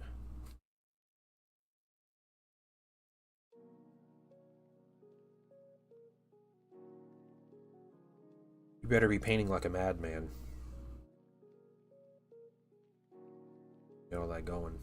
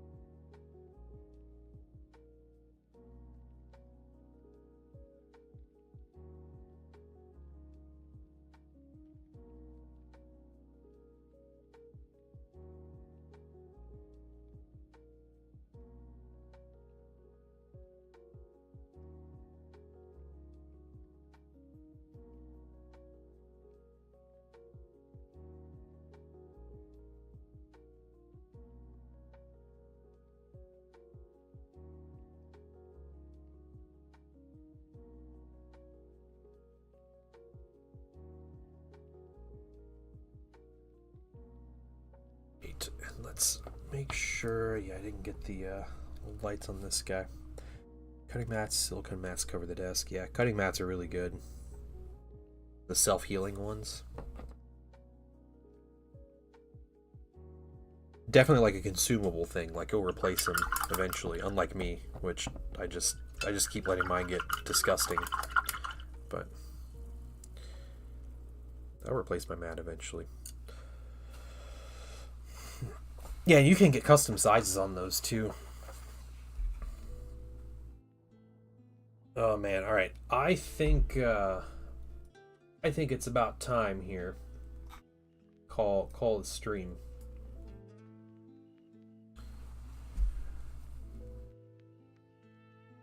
Oh yeah, that's a good point. Yeah, you don't want to melt your mats. Yeah. So we worked on these today. We got to chill for a little bit and chat about some different things. But yeah, I'm gonna finish these up probably this weekend, and just have 4 more Sentinels to put out. So that'd be great. Put some little grass tufts on them and stuff. But weather down these. Touch up and weather these down, highlight these things, work on the red a little bit, and yeah, add a bunch of weathering around the minis. But I think that's not too much more work to be done on these Sentinels, which is cool. You just get 4 Sentinels done and be done. I do love these 3D prints. Yeah, Badger's Armory, I think is what we said, is the creator of these. So yeah, I'm gonna call the stream there, guys, and I will be on Sunday. Yeah, I think, yeah, Sunday definitely should be on. So I'll be streaming Sunday night. We'll be doing something, most likely painting. More base coats done. Nice. That's awesome too, Vaughn. You can do it, man. You can get them done by the 31st. Great. Yeah, I'm excited. Yeah, I'm excited to have the whole like mechanized force out of all the vehicles. I still have to write the name on one of these. One of them is called Chicken Jockey. So yeah, send me some pics, Gosu. Yeah, but you guys have a great weekend. Yeah, and I will see you all on Sunday. Thanks again to everybody coming to chill and hang out. Thanks especially to the Patreon members. You guys are like funding all the fun stuff that we do on stream, so I appreciate it. And let me correct myself. I'm going to be streaming Saturday evening with the Painting Wife. We are doing our first monthly Painting Wife stream. So I don't know what we're going to be doing on stream, but we're going to find something cool to do. And we're going to be hanging out. Great time. Come hang out. Say hi to the Painting Wife. It's always a good time. But you guys have a great afternoon, a great weekend. And I will see you guys in just a few days. Bye, everybody.